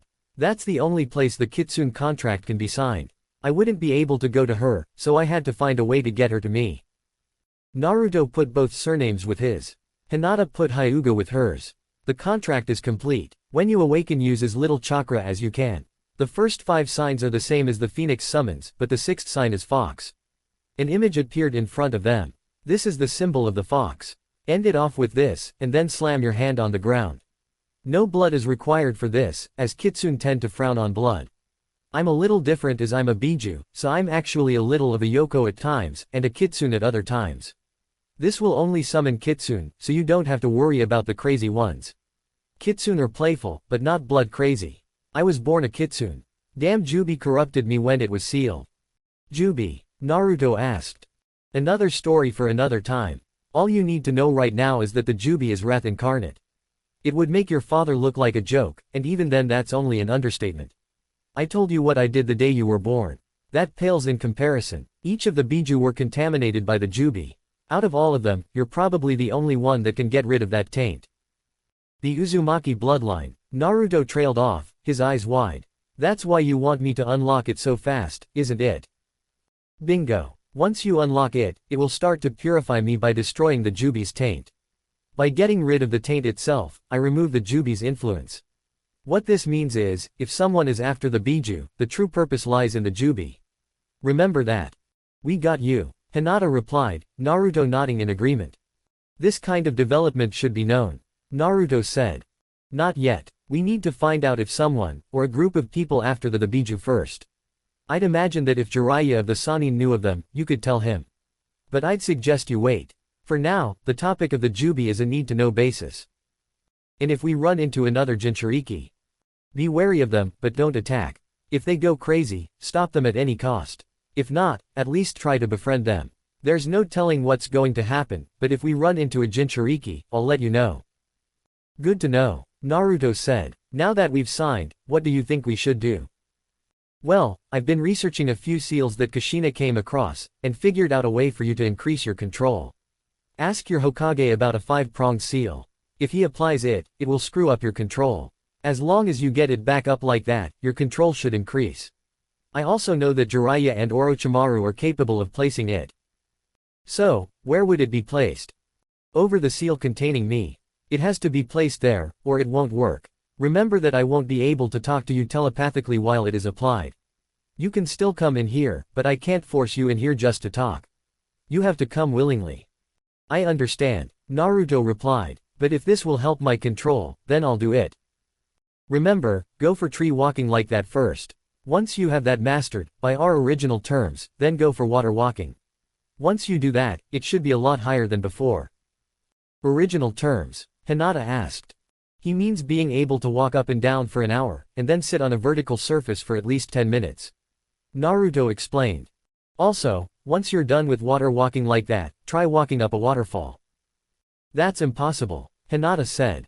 Wait, Hinata, Naruto said, holding out his arm. Am I to assume that this is like a combination of water walking and tree climbing, just a lot harder? That it is. Few know of this type of control training, as few actually need to use it. I only just remembered it earlier today. Right now, the 3 of us are the only ones that know of it, and the Jinchuriki are the only ones that can benefit from it now. They need all the control they can get. But that means, Hinata trailed off. Getting that done will help out immensely with my fucked up control. Naruto shouted. You really have come a long way, Kit. The fox gave an impression of a smile. Just remember what we talked about before this all started. Avoid rage-induced fights, Naruto replied. I know, already. We can't be too careful. You know the village still hates me, and by proxy they hate you. I thought you were different beings. Hinata said. We are different beings, but those idiotic humans can't tell the difference. They don't even care about learning the facts. It sucks, if you ask me. Tell me about it, Naruto added. Alright, now that I've gone through everything I need to, how about I tell you both a story from my past? Hinata cocked her head, while Naruto grinned. 3 chairs appeared, 1 on the inside of the gate, and 2 on the outside. Come on, Hinata, take a seat. These tend to be highly interesting. Hinata did so. The Kyuubi glowed, and looked similar to a male version of Kushina Uzumaki. You know I tend to like this form Naruto, so don't ask. Wasn't planning on it, Naruto replied. Can't say the same for her though. Hinata, that's a male version of my mother. I've gotten used to it. Can't say I blame him, Hinata said. The next morning, Naruto and Hinata woke up in each other's arms. They both looked down to find themselves fully clothed. That's a relief, Naruto said. Tell me about it. They got up, ate breakfast, and got ready for the day. After breakfast, Naruto made about 50 shadow clones, and had 10 of them work on the waterfall climbing exercise. The rest were to work on the projects relating to the ghost glasses, as he dubbed them. The other projects could wait. They left, and went to the Hokage's office. No one knows why, but Naruto is somewhat accepted in the tower. Hinata was wondering why that was. Not many people realize it, but I've been helping out in the tower for years now. I've been able to organize things that have been said it was impossible to organize. It's strange how things work out. Well, you do specialize in the impossible. I can't say I'm surprised, Hinata admitted, getting a true smile out of Naruto. They entered the Hokage's office. Naruto. Not that I'm not happy to see you, but what are you doing here? Sarutobi asked. As far as I've gotten on my chakra control, it still sucks, but I found a way to improve it. Naruto said. There's only one problem with it, though. I need to use a certain seal over my father's in order for it to work. What do you mean? Sarutobi asked. It's the 5-pronged seal. Naruto said. It's supposed to screw up my control. What I'd have to do after that is get it up with it on. And when the seal is released, my control will skyrocket. I might actually be able to perform regular genjutsu. Sarutobi was thinking on this. Then he noticed something. Regular genjutsu. You mean to say there are other types? The only genjutsu I know, and can use, happen to be kitsune illusions. Unlike genjutsu, where pain can dispel it, the only way to get rid of a kitsune illusion is by overpowering the opponent's chakra with your own. That's almost impossible to do against me. Another major difference is that a kitsune illusion can actually kill someone, if they're not careful. You can still revive them as long as it's still